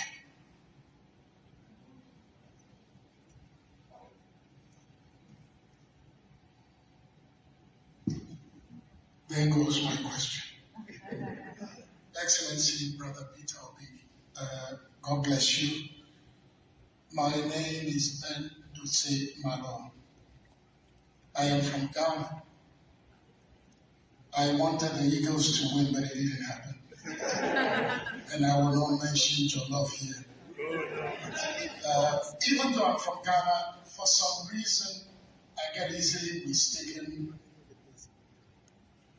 Oh, you are deciding I'm Igbo already. Okay, so let me say Kedusa. Let me just put it this way. I spent 12 years at the BBC in London. If you've had any of the programs, I probably produced or presented them in a Pan-Africanism. I'm a strong believer in what Nnamdi Azikiwe did with Kwame Nkrumah. We are here in the United States. Lincoln University in Pennsylvania is not far away. When Nnamdi Azikiwe left the US, mentoring Nkrumah, he came and set up a newspaper, not in Onitsha, your base, but in Accra. And as a Pan-Africanist Christian, I'm of the strong view that Ghana's success is still meaningless unless Nigeria is up there. We may joke about Nigeria. We are copying many things from Nigeria, whether in terms of Christianity or politics. In case you have not been told enough, you represent hope and change, not just for Nigerians, but for many of us Africans who consider ourselves Pan-Africans. You represent a possibility for us that if Nigeria gets it right, all of us can get it right. We know the role Nigeria played when we had to help Sierra Leone and Liberia. Without a strong Nigerian force, ECOMOG wouldn't have gone in. Now, for those of us who happen to be here and working at the United Nations, you said we shouldn't give up. I was in Glasgow 2 weeks ago because I attended Glasgow University. Your young brothers and sisters there, bright, excellent, you are a sacrificial, selfless leader. They have sort of given up. And there are many of us here maybe gone back, set up business in Enugu, and our brothers chopped the money, maybe in Accra. They have felt the entitlement. What gives you hope? What keeps you going? Why and how do you encourage me now to pack my things here in New Jersey and relocate? I told a Nigerian friend if I had to come for 3 months, sacrifice for your success, I would do it quietly, even though I wasn't Nigerian. The problem is that we desperately need somebody of your caliber. When you mention China, you mention Singapore, Malaysia. All we are thinking, Ghanaians flocked to Nigeria when Nigeria was doing well. We need Nigeria to do well. So, sir, what gives you hope? What keeps you going when we all live here now? What are we going to say if he refused to buy a house in America? Because of my time, let me play you the extension, okay? And I can say something about that before we go tonight, okay? Yeah. America, because Onitsha is the best place on earth. Thank you, sir. Thank you. Believe it or not, thank you very much. And for your information, that's a Ghanaian, all right? A Ghanaian who that lived in London, visited Glasgow, now lives in the US, interested in Nigeria, a Pan-Africanist, and asking Obi, you are not just for Nigeria. There are many of us who felt like Pan-African, who are Pan-Africanists across Africa, looking at your stride. I don't know, I just thought I should say that before I play you the second part, right? Now take a look. America, because Onitsha is the best place on earth. Thank you, sir. Thank you. Believe it or not, thank you very much. And I'm sure you saw. Sorry. Thank you for your kind comments. You actually set it up. And I'm sure you saw what happened to me in Ghana this year. I don't know whether you followed when I went to Ghana for it, and the government had to stop it. Yes. Again, all I said to us, don't relent. We cannot. What I'm doing today, I've seen it all. If I didn't see it, I won't be. I used to hear people are corrupt. But I can tell you, that's why I said before Nigeria, we need to dismantle the criminality called Nigeria today. There's nothing left of it. It's a criminal country. And unless we dismantle, so it's not corruption. Corruption maybe is where people decide to, but when it is a set up where everybody is doing it and their own work. And to do it, there's a lot of things. It is you.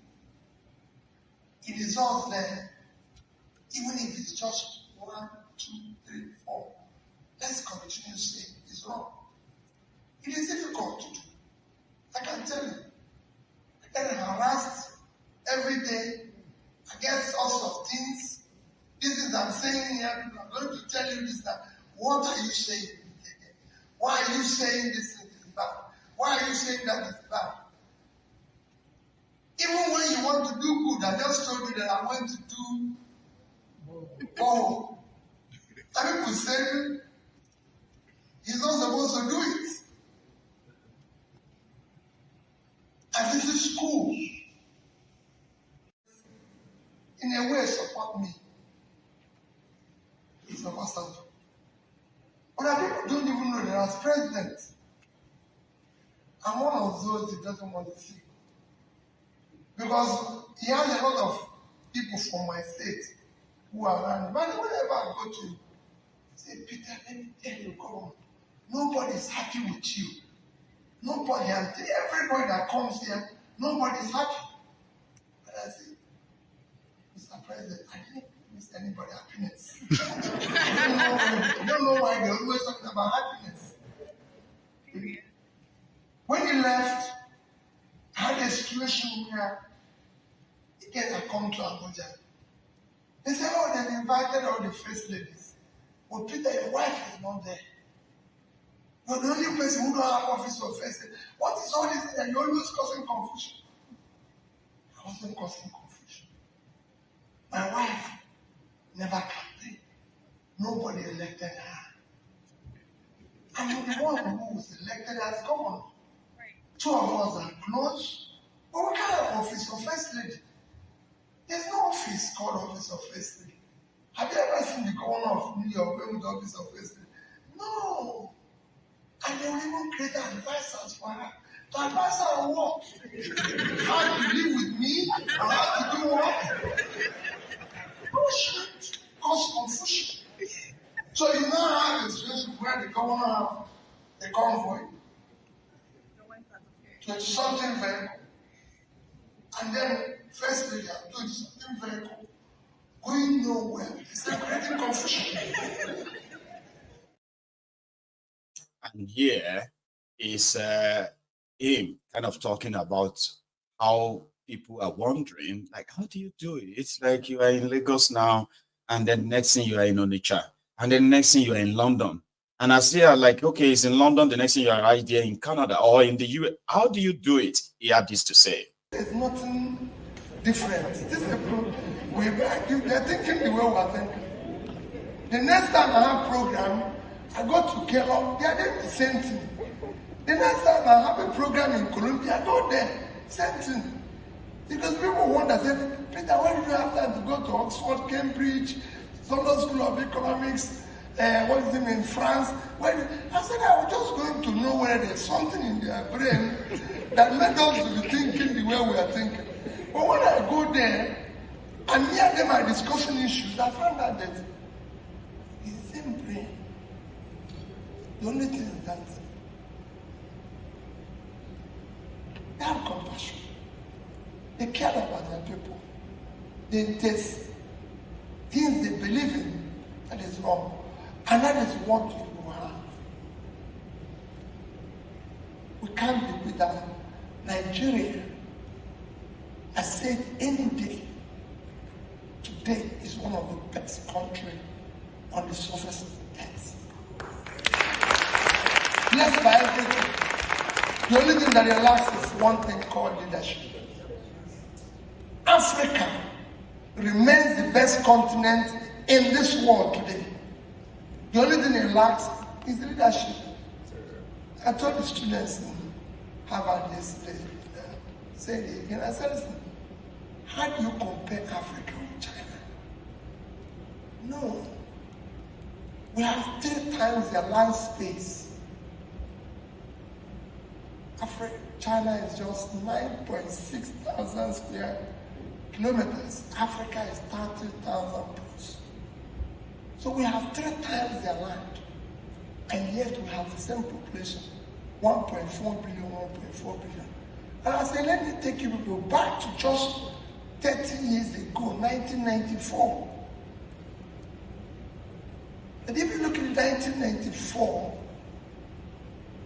Africa had a better per capita than China.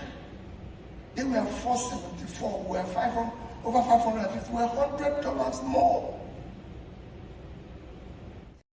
And they lost it. My time is out. So I am going to take a quick break. Then maybe take some calls. have a chat around this whole thing. I know some of you have a lot to say, okay? Including those of you, right, who are trying to defend Onitiri, your lunatic Onitiri, all right? You don't need to say I should go and do I'm not a mad person. I'm not stupid. Do you get that now? I am not stupid, and I'm not in any way suffering from any kind of mental delusion, okay? And I won't send people to their death that way. So if now your mama and your papa born you, you don't need to stay on there and be using I'm not going to beat you, okay? But if you have that courage, grab your phone and call me and say that thing you are saying in the comments to my face. I would love to hear you. One way they said I should go and do my own. But I'm not a mad person. All ye lunatics, keep trying that out. It's unfortunate that you are going to be creating more or causing more damages to the whole reasonable movement, so to say. I can't control that, but if they born you well, if you actually have that courage, don't hide behind that. I want to hear your voice. Pick up that phone. But like, pick up that phone and call me and say it to my face so I can respond to you right here, man to man. I've been a man to woman. And you don't stay behind there. Just pick up your phone and call me. Do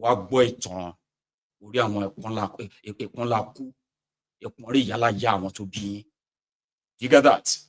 It's not hard. I'll be waiting. Anyway, go refill this. And when I come back, I would love to speak to the Onitiri lunatics. It's unfortunate they are a bunch of crickets, right? Who make so much noise when you are walking through the path like that. Lunatics with phones that will never feature or be there or be anywhere where this whole thing is actually happening. They have all other idiots that they can send on and they can use their video to say, yeah, we did this, we did that.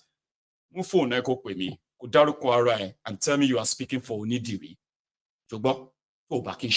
Stop typing. Pick up the phone and call me. I will be back.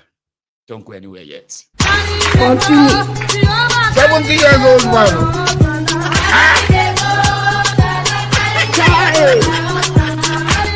Is that you? Jesus is Lord. Is that you?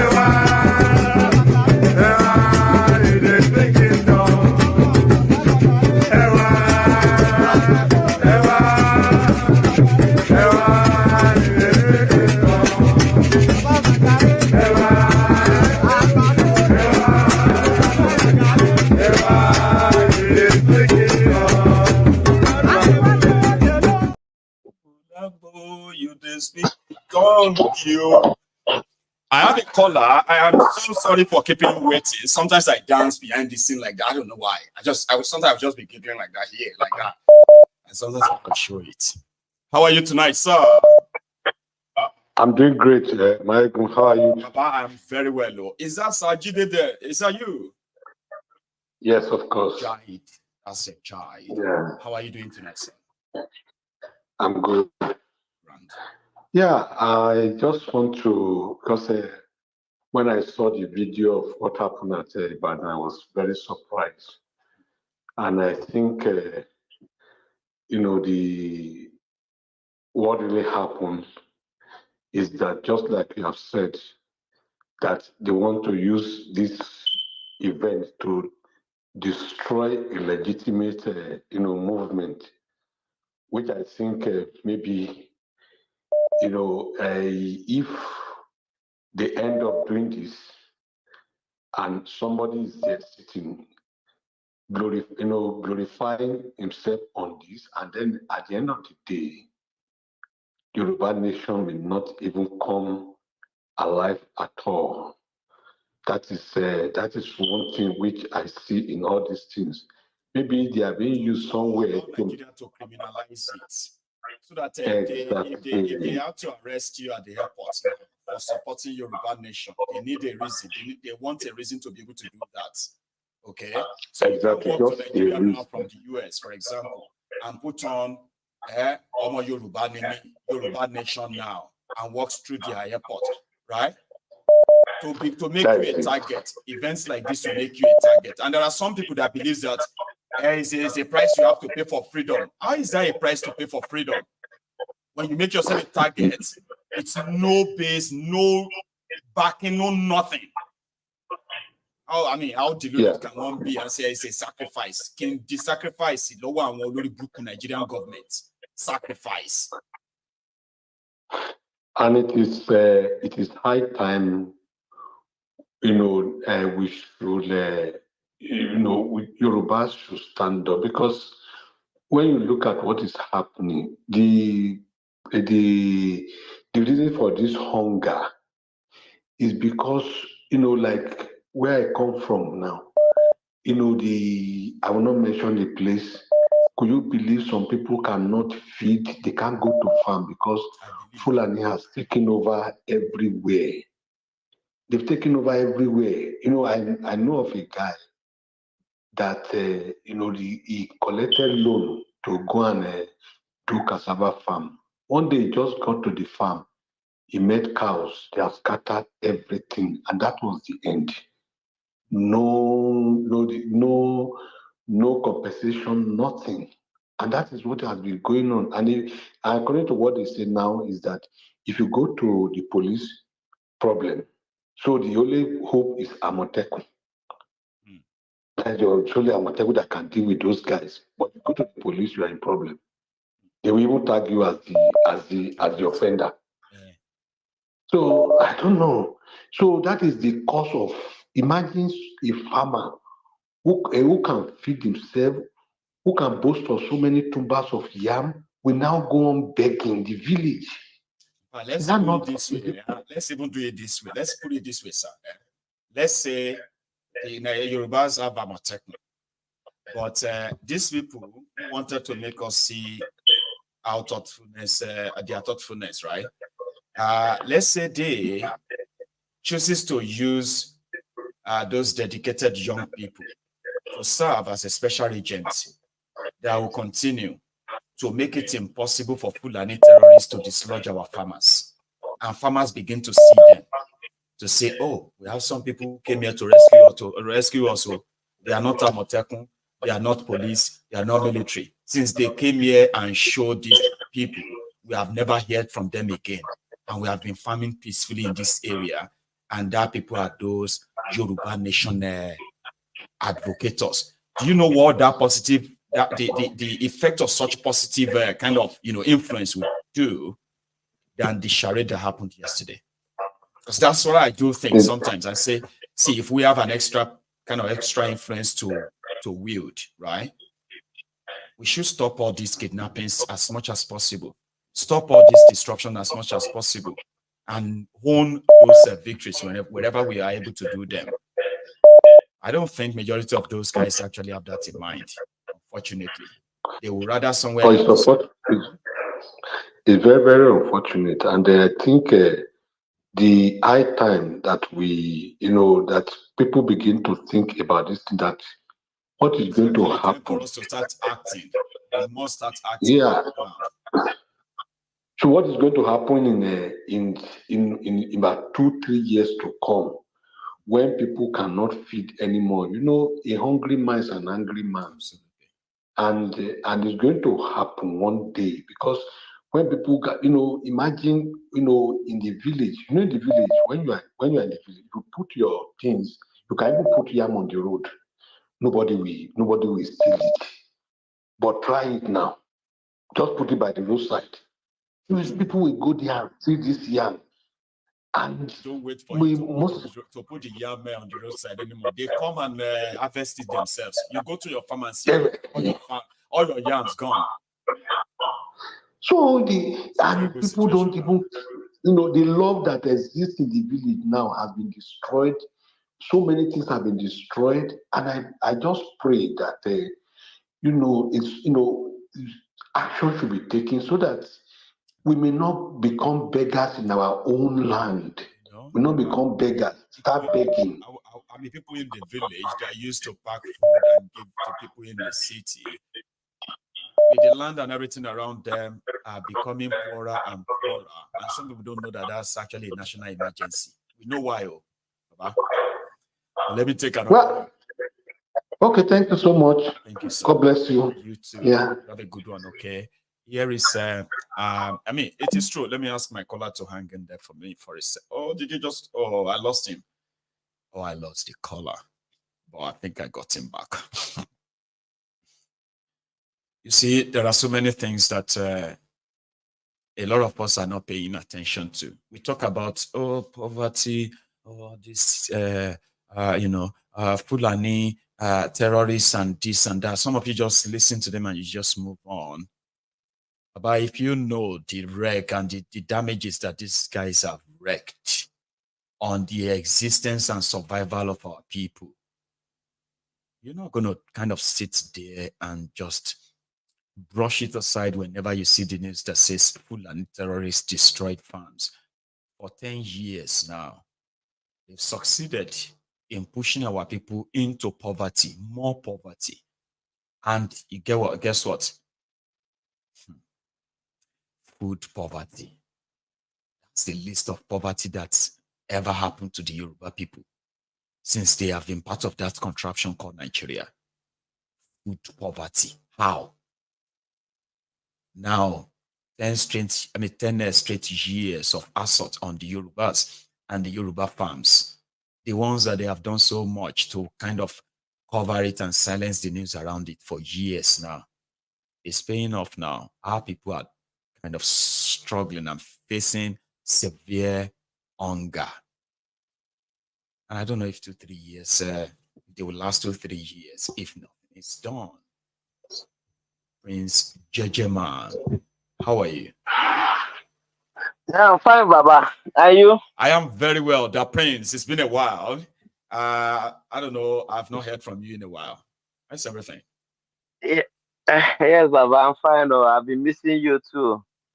I've been very, very occupied with some things, Well, life in itself, it's like a struggle. We all struggle through it. So I'm glad to hear from you again, Baba. Really glad to hear from you. Yeah, Baba. Thank you so much, Baba. Please. After the program, most of the time I do go back to watch and listen to it, Thank you for the wonderful work you are doing. I want to comment on this people that went to Oyo State. Is it dry? They say they are. Yes, Baba, thank you for, you've been shouting since last year. You also helped them. You have to slow them last year. Last year they wanted to start that commando. You remember that, kind of right? Something. As much as a lot of people would have enjoyed it, our story in Yoruba would have been a different ball game now if they had done it like a year and a half ago. They wanted to. Exactly. It all started when we had some group or had some merge with some group, and they are having a part, something like that. And now, And the group that said they have army in the old Biafra story. land. In fact, no, let's They be have straightforward, okay? warship. Like, if anybody want to be Yes. offended, it's all right, okay? Let's just be straightforward there for Yeah. the sake of those listening to us, okay? So, Yes, the changes now, the group that went to sign, they said they signed the arms pact deal with Simon Ekpa, Biafra. Exactly. So Simon Ekpa was going to give them guns, he was going to give them this or that, and they are like going to be so strong. And they were going to go after the policemen, the military, and all of that in Yoruba land. You see those who signed that, who even paid towards it, Koiki, Igbo, and all of this kind of a group who said they were doing that until Igbo said, no, I'm not part of that too. Do you know that those ones are now the ones calling these ones criminals? The ones who happened yesterday. The ones who wanted to do their own 2 years ago. Yes. They are now the ones who are now calling that these ones must be arrested and declared wanted. See the irony of it. Yes. Prince. Yeah, I saw it. It's hypocrisy. Yeah, it's hypocrisy. The thing is that the way I'm looking at the situation, I may not be surprised at the end of the day. Maybe that even the group that issued the declaration, it may even be that it's Kolu that set it up to water down or to discredit for some reason. I don't want to. I know a lot of people, some people have that kind of a theory, right? Well, it is so cheap, it's so easy to just go give this credit to Tinubu and say, oh, he's such a very clever man. He's the one who is. I don't think so, but I won't dispute it if that's your theory. Go on, Baba. So anyway, a stopwatch. They say a stopwatch is right twice in a day. Okay. What I could grab from that their action is that their uniform had a badge, and they have their badge. I love that badge. It's authentic. Really? You understand? The way they kind of sewn it and all that, yeah. Yes, they call them Yoruba Nation. Is it called Yoruba Nation Soldier or Yoruba Nation Army? I saw it too. I'm so terribly I didn't save it. I should have saved it and show us. Yeah. Let's give it to them for that. That badge, that uniform they wore, they really stitch it so very well. Oh, just for optics. So at the end of the day, what came out of it?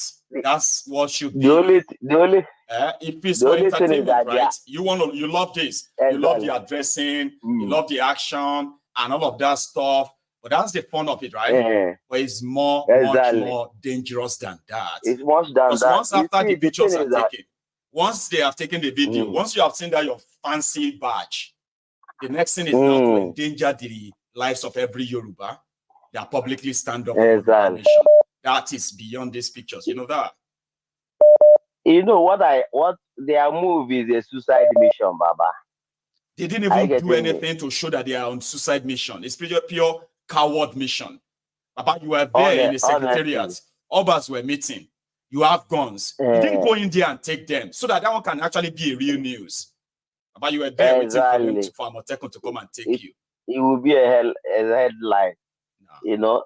We are Baba. You see what I want to say to our advise our Oduduwa brethren who are genuine in Oduduwa and Yoruba nation's restoration is that they should not be weighed down with this distraction. Okay, because we are facing IPOB is facing the same thing. You understand? The mad man that is in Finland, he told us that he has Biafra army in Biafra land, but still Nigerian army are there flogging people every day. You understand? Entering house to house. Where are those army? Where are the armored tank? Where are the jet fighters you have? You say that you bought. You understand? All these things are just mad on social media. And he's endangering the life of our people. Now, recently, he's telling he's causing another problem by telling Israel that he's going to be with them. He's going to give them 1,500 or soldiers. Why in Biafra land you have not protected Biafra land, though you are going to protect Israel? You see the madness. All these things is to attract they will attack you, enemy. They will tell you shouldn't say it that way. I mean, you should just believe it. In fact, you should just please. I mean, come on, man. It's madness. There should be a break where people will begin to ask themselves and be like, "Guy, are you being serious now?" Baba, you see the thing is that recently the madman is telling he's going to supply Israel 1,500 or 15,000 soldiers. That if in fact if they're ready now is going to come be there. But we are Biafra land. You have not drive away the Nigerian soldiers that are saving there. all of you there right now. If not for him, the Nigerian soldiers would have Can you imagine the madness? I've been telling our people, this guy is a double agent. He is being used to destroy everything. Again, stop saying that. The agitation. Now they make things complicated. All right. Now you have your disagreements here based on things you have, right? Stop saying people are paying them. These guys are up to something. It's high time you begin to actually hold them. You see, when you start saying people sponsoring this one, Clinico is doing this and that, what you are secretly saying is that they were actually powerful. They are powerful enough, right? To have attracted. Which they are not. You get what I mean? But they are not. Majority of them are those charlatans who take advantage of this social media, social media popularity beyond what a lot of you can explain. And so many of them actually are deranged. I'm talking about people who have real mental problem. And there they are. Yes, real mental problem. I agree. Put it on time, but they are mad. Prince Jejeman, we are dealing with a lot of things right now. And then what we shouldn't get carried away with is our own supposed emotion in this regard. When I see blue, call it blue. Honestly. Honestly. I'll go take another one. Thank you so much. Yeah, Baba, well done, no? God bless you there. And you too. Remember. I'll take this one. I have Air Force One. I know some of you will be triggered, especially when hey, that's Air Force One. How are you tonight, Baba? Yes, sir. Baba, I do. How are you, sir? Well, surviving. I'm here. And let me say a quick thank you to this my person. Here is Kesintin Ifikam. Thank you so much for that, for your super chat. But let's hear from the Air Force One. Baba? Yes, sir. Yes. Thank you very much. I remember that I think it was yesterday. I think, yesterday when you started this program about the Yoruba nation thing that they did. Yoruba nation agitators. Agitators, yeah. Yes, it was yesterday. I was on my way to work. Awati Democratic Republic of the Yoruba, Awati Dry. The Yoruba came and sent me a message. What's your problem? We have declared dry. We have declared if you are not happy with it, you can stay in your Glasgow. Don't come to our dry. It's like, for real. I mean, honestly speaking, like I was just laughing anyways. Like I said, I was on my way to work. I was laughing. And also when I go to work, I have this woman that we work together too, my colleague. She's Igbo and she's Biafra. And so I was just telling her that, look, these people, even though as eager and testy somebody is in, like getting your bad nation, being an Obidients nation, but this is not the right way to do it. It's not. This is just like watering down the dignity, the integrity of the whole movement. Like the last caller said, maybe it is Tinubu that is behind this. And if there's somebody behind this, because if you see these guys averagely, these are like average guys that they are intelligent quotients, and you'll be wondering how they are able to convince people that actually listen to them. Like logically, right? Yeah. I believe that when I say something here, there are things I know. And All of you, there are things you can research on and come back here and say, Maiyegun, you are saying nonsense. All these things you are saying is nonsense, right? That's no. When they are nonsense, right? You see, and people come on and say, oh yeah, I did confirm that or that. Well, I mean, come on, I've listened to some of these guys and I do wonder, in all sincerity, I do wonder how they need to actually really convince anybody. Well, listen, the danger there is like I said, I was laughing and it's not funny though. But you know, it's like somebody pulling off something that you think is a joke and it's not a joke. Okay? But the danger there is they are trying to criminalize this movement. And this is the only hope some people have. Like me now. I'm me. Was for real. This is my hope. This is my hope. So you're trying to criminalize this one, like you try to do everything to criminalize. You be like a criminal for thinking that. Yeah, you know how they want to declare Biafra.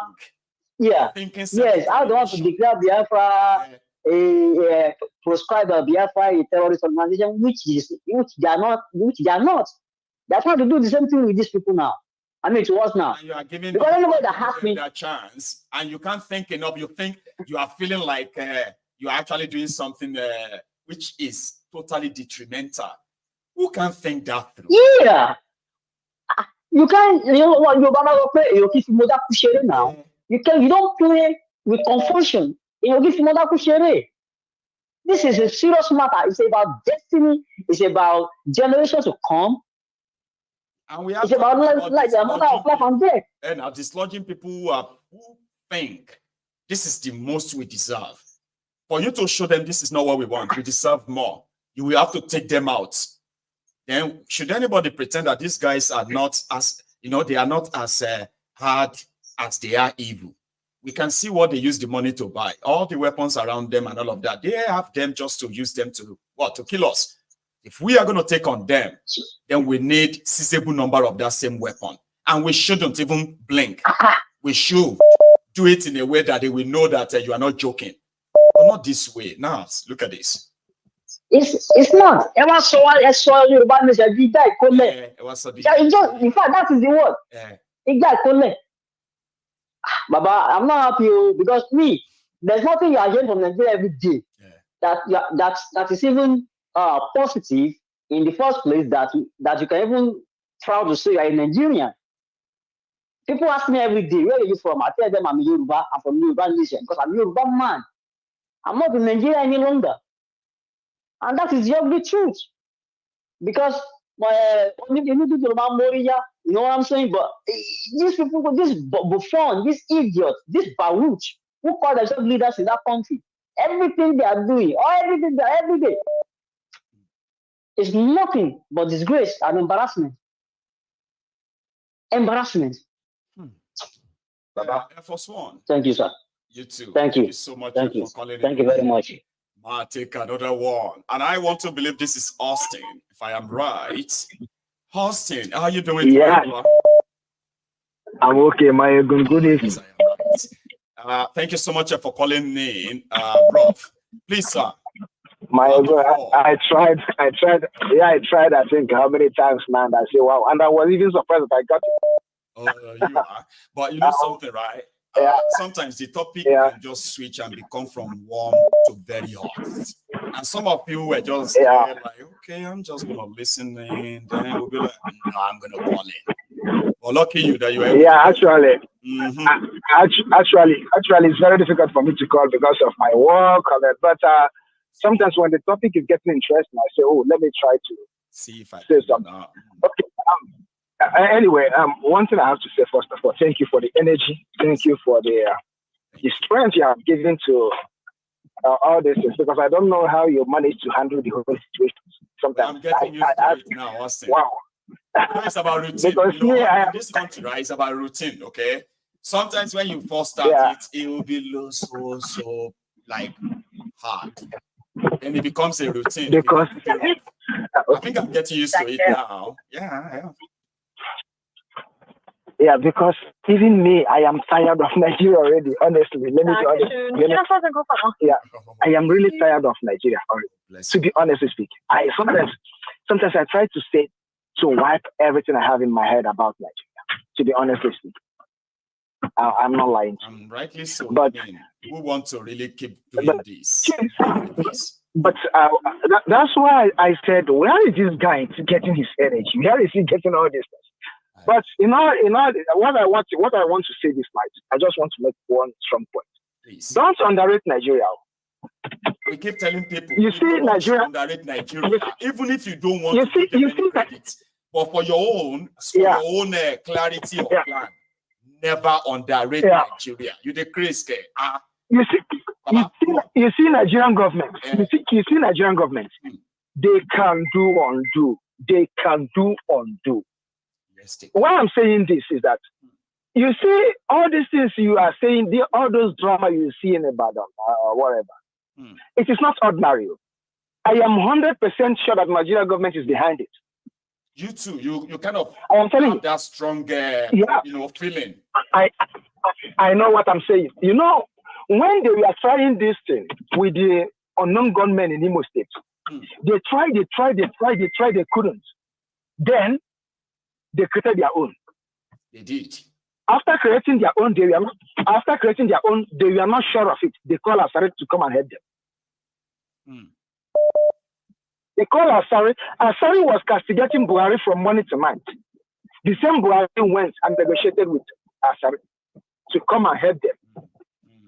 So don't ever think that Tinubu and his gang you know my own is this, Austin, right? My own is this. I said it is so always easier for us to quickly drop that into any issue, right? That it becomes so conveniently easy that people don't look into other areas. It's just like it's true. If government could be behind it too, and immediately people will begin to look into signs to show that government is into it. That's the one I'm like, I don't always want to believe that. But again, you just said something valuable. Yeah, you know why I believe that? You know why I believe that government is behind? How do you think that men with arms, with guns, will be waiting till Amotek will come and arrest them? And nobody was killed. I was wondering too. Did you see all the weapons how do you think? Out of their vehicle? They never shot one shot. They never shot anyone. Nobody. And nobody was killed. Is that what you want to tell me? The issue is that Nigerian states know that they have failed the people. They know already. Even forget all these things they are doing. They know they have failed. So what they are doing, anywhere tension will rise, they go there and quench it. How do they quench it? Illegally, they quench it. They will use the same people that are agitating and say, come on, your brother is in power. What are you looking for? Let me tell you one thing. An average Nigeria, 50 million naira can quench the whole thing. Wow, 50 million is just give too much. I'm just saying. Just give some few people. Go on, Austin. Just give like 5 people 50 million naira. Let them get like 10 million. You will see they will carry gun and come and do you see in Anambra State, there was a time police said they went to go and fight on non-government in Anambra State. They carried channel TV, television, they were videoing them. The policeman ran into the gutter and they were shouting, cover up, doing this. Don't you see the drama? I saw that. So there is nothing Nigeria government cannot do. As far as there is hunger in the land, they have people that will do it. There is always they will have people that will do it. So they want to criminalize the struggle. They know that the Yorubas, the only thing they don't know, they know that the Yorubas are not happy with this government. They know already. They do. They know. They know there is something going behind. They know. That's why what they do is to cover up. Go follow this side. When Nigeria was trying to say they are going to vote, I'm just directing a little bit. They are going to vote. We have our power. We will vote. Obi is going to win the fight. They know that Obi is going to win. They know that Obi won. What they do, they first of all start trashing the PVC, putting it in the dustbin. Nobody talk about it. And when they see, and when they see that one did not favor them, they said, if we allow this guy is going to win, let's meet Yakubu by himself. They bribed Yakubu. Yakubu collected money. Yakubu collected a huge amount of money. Yeah, collected, and Nigerian government can do anything as far as it has to do with criminality. They are so much powerful in it. You know why they are so much powerful. I'm going to take your point, Austin, because I have my own evidence of something like that happening. And indeed, you are right. Yeah. We could actually put all this together and see the same MO, the same workbook. And, you know, of course. Because I remember of course. The Yorubas, in fact, the entire southern supposed political classmates, the governors, decided to actually set up a security outfit to combat the Fulani terrorist advancement. They actually did so because of the advancement of the Fulani terrorists. And the Yorubas came together, they started drafting the law, Amotekun this, Amotekun that. The Igbo governors went back to the east and they started talking about Ebubeagu. All this was no gunmen anywhere in the eastern part of Nigeria. Nothing like that. Exactly. The Niger Delta governors went back to their own place. They never even done anything about it anymore. Yeah, exactly. But when it now comes to the Yorubas set theirs up. The Igbos set some Igbo states like Ebonyi, Imo, Anambra. Few of them set up their own Ebubeagu. But surprisingly, the Yoruba Amotekun, they were going into the forest. They were going into people's homes, looking for IPO. And then from nowhere, it just became, I mean, we're not hearing about the Fulani attacks anymore. You just started hearing of unknown gunmen. Unknown gunmen, Do you get that now? So that is where I'm like, okay, I think your argument is valid. Okay. See, let me tell you. Let me tell you. To the point that they can put doubt in the minds of the people themselves. There are people in Igbo land today, in eastern Nigeria, who are not sure whether unknown gunmen are actually IPOB or they are the Ebubeagu criminals. To even convince them they are not sure. They will tell you, but we saw what happened in so and so. They are not sure which one of them is staged or not. But the whole process of all that is happening in eastern Nigeria today, all of them started right before our very eyes. And we watched them the story too. I think I'm going to have to agree with you, Austin, at least. Do you see, sorry. Do you see now that the Fulani herdsmen have started killing people in Enugu State again? Exactly. Do you see that again? Yeah. Do you see that again? So, let me tell you, there is an agreement. There is an agreement that we don't know that Tinubu and his gang had with these Fulani guys. Hey. We will allow you to be in the power, but allow us to do whatever we want. Let's do what we want. Since Tinubu is desperate to have the power, he can allow them to do anything. Have you seen any Fulani herdsman that has been arrested or accosted since all this while? Have you seen it? No. They want to destabilize other regions and tell you what to do, and then go ahead to do what they are doing. They are destroying farms to make people feel hunger, to make people not to farm again, so that they can carry out their quest. We are in a mess. So don't underestimate Tinubu and his gang. They can do anything. Don't say they are not the one that did it. They can do anything. They can do anything. So that's my contribution tonight. Maiyegun, thank you so much. Thank you, Maiyegun. Well enough to actually get me to actually say, oh yeah, I needed to see that, even if I wasn't seeing it that way. Okay, thank you so much. That's Austin from Germany. Ladies and gentlemen, the line is still pretty much opened. Okay, and you could be the next person speaking on that phone. Indeed, if you also want to, I don't know, I think I just took one out. Let me do that. Right. So I was going to take that, but that call dropped. Now, if you have been with me all night, at least so far, come on. If you haven't really liked the broadcast, I think you should. Don't you think so? Anyway, thank you so much for what we have had there so far. Well, let's have this. Let's have it. Hello there. Hello, Maiyegun General. Hello, sir. How are you, Baba? Longest time. Good, you? Well, I'm very well. And who am I speaking with, please? This is Ken from California. It is Ken from Cali. Man, Ken, it's been a while too, I would say. Yes. Well, good enough. You are here now. Baba, how are you today? Yeah, how are you family? Well, we Good, thank good, God. yeah? Thank God. We can't complain. Please. Well, I'm not going to spend too much on the phone. I just want to let you know that you're doing a great job. You should keep doing what you're doing. You are enlightening us every single day. You know, it's an amazing thing to turn on to your show and at least be able to get the truth and the right information from you. So that's a beautiful thing, and we just want to say thank you for the good work. Thank you. And thank your family too for the sacrifice they're doing. Because it takes a whole community to be able to let you to do what you're doing. And that is so right. The sacrifice from their end as well. I know. Thank you so much, Ken. Right? I appreciate this. Okay. I really do. And thanks for the support as well. Okay. You have a good one, man. Now that's a Ken from California. And indeed, if you are still watching too, you do have a chance. We only have just about 15 minutes to go, which means I may take a call or two before I go. Here is the clip that I wanted to show you earlier about El Rufai talking about how to dislodge godfathers.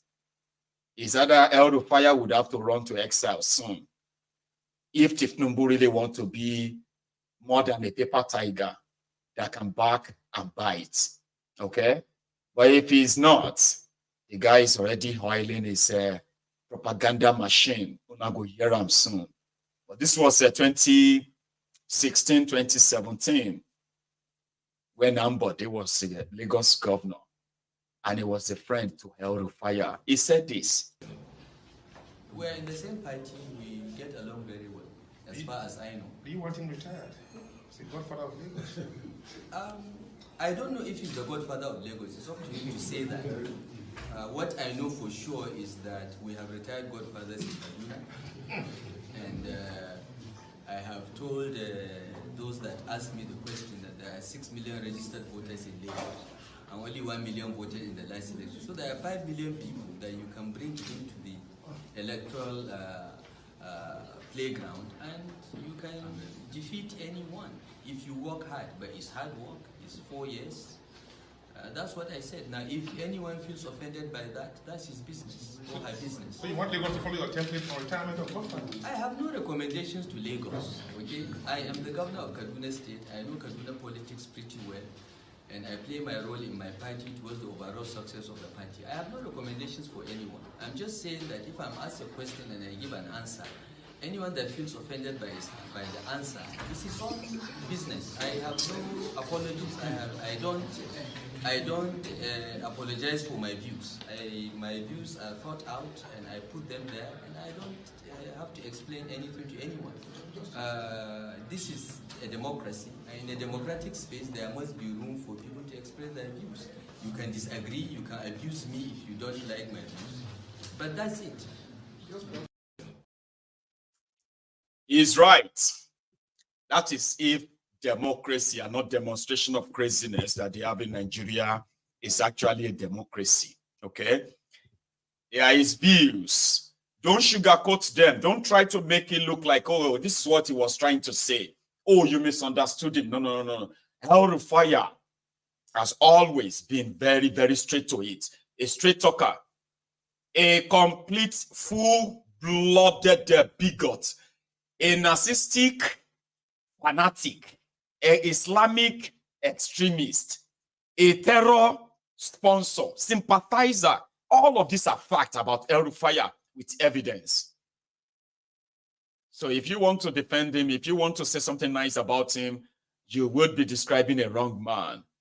So El Rufai was there saying, well, if Tinubu was offended or angry, that's his problem, is his view. Those are his views.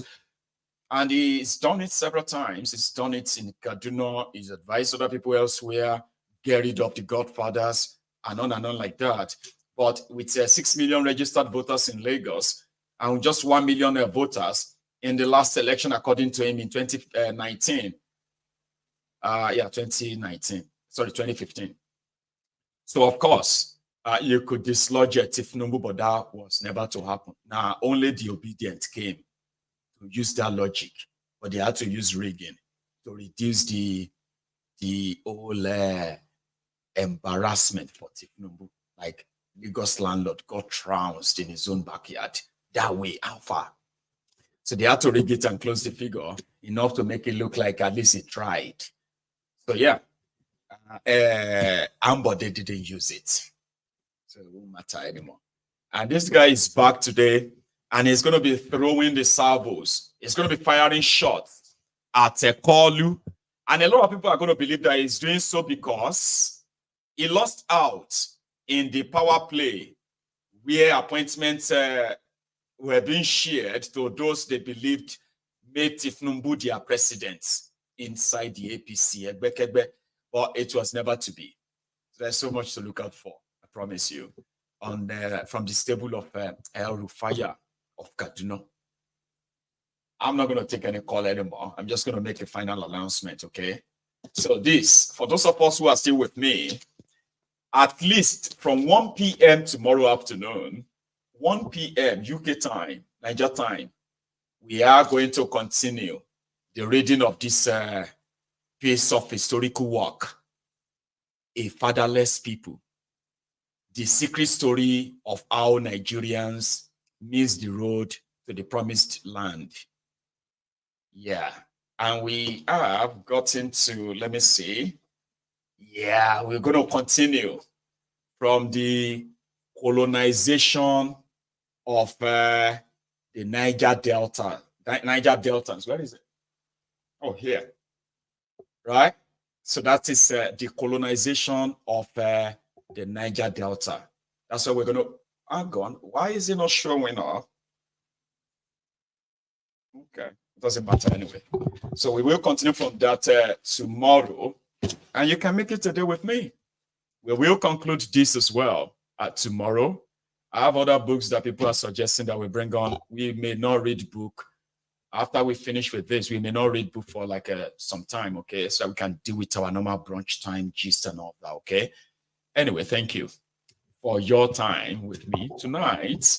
If you joined us midway into this broadcast, I advise you watch it from the start. Please do, try. And if you have been part of this if you have been with us all night, thank you. It's bedtime now, especially if you are living outside America. Yeah. Thank you so much once again. I will see all of us tomorrow or next time. Until then, please remember, take it easy, and then you have a wonderful night.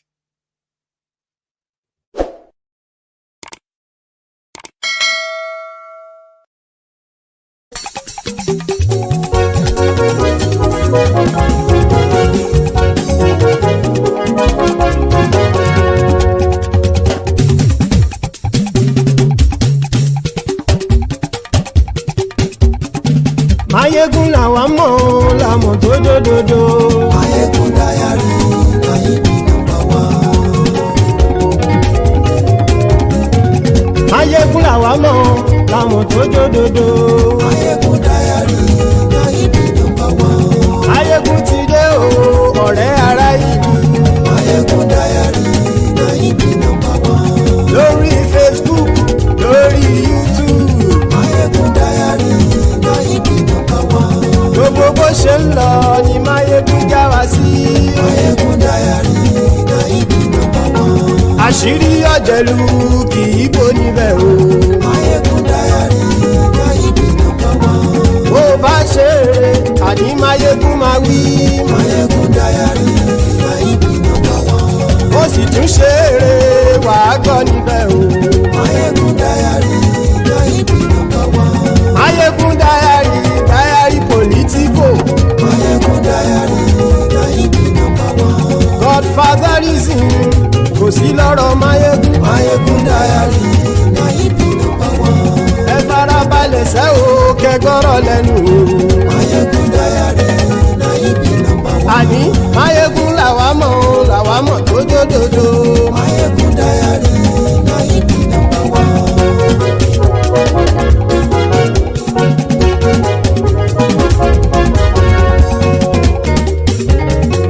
Àní ẹ̀sùn rákì. Maiyegun ti dé. Maiyegun ti dé. Ọ̀jẹ̀lú ẹ̀sùn rákì.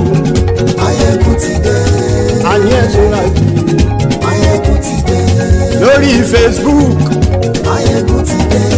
àní ẹ̀sùn làjú Maiyegun ti dé. lórí YouTube Maiyegun ti dé. àní ẹ̀sùn làjú Maiyegun ti dé. bọ́ bàbá gbé wúrẹ́ Maiyegun máa bí. àní ẹ̀sùn làjú Maiyegun ti dé. ijó ìgbádìyẹ Maiyegun máa bí. àní ẹ̀sùn làjú Maiyegun ti dé. bí pẹ̀sìdó bá rúfin o Maiyegun máa bí. àní ẹ̀sùn làjú Maiyegun ti dé. bí gómìnà kówó jẹ Maiyegun máa bí. àní ẹ̀sùn làjú Maiyegun ti dé. ọlọ́pàá tí ń darí bá Maiyegun máa bí. àní ẹ̀sùn làjú Maiyegun ti dé. aṣòfin tí ń rúfin o Maiyegun máa bí. àní ẹ̀sùn làjú Maiyegun ti dé. òkúra olóṣèlú Maiyegun máa bí. àní ẹ̀sùn làjú Maiyegun ti dé. ọ̀jẹ̀lú ẹ̀sùn ràkì Maiyegun ti dé. àní ẹ̀sùn ràkì Maiyegun ti dé.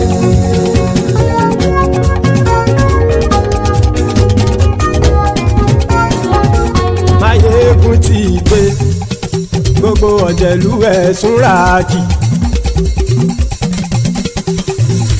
Maiyegun ti dé gbogbo ọ̀jẹ̀lú ẹ̀sùn ràkì ṣùgbọ́n ní bá ti ṣe èyí tó yẹ kí wọ́n ṣe ọmọ bá dèrò ní fi wọ́n níran o. Maiyegun ti dé gbogbo ọ̀jẹ̀lú ẹ̀sùn ràkì. Maiyegun ti dé gbogbo ọ̀jẹ̀lú ẹ̀sùn ràkì.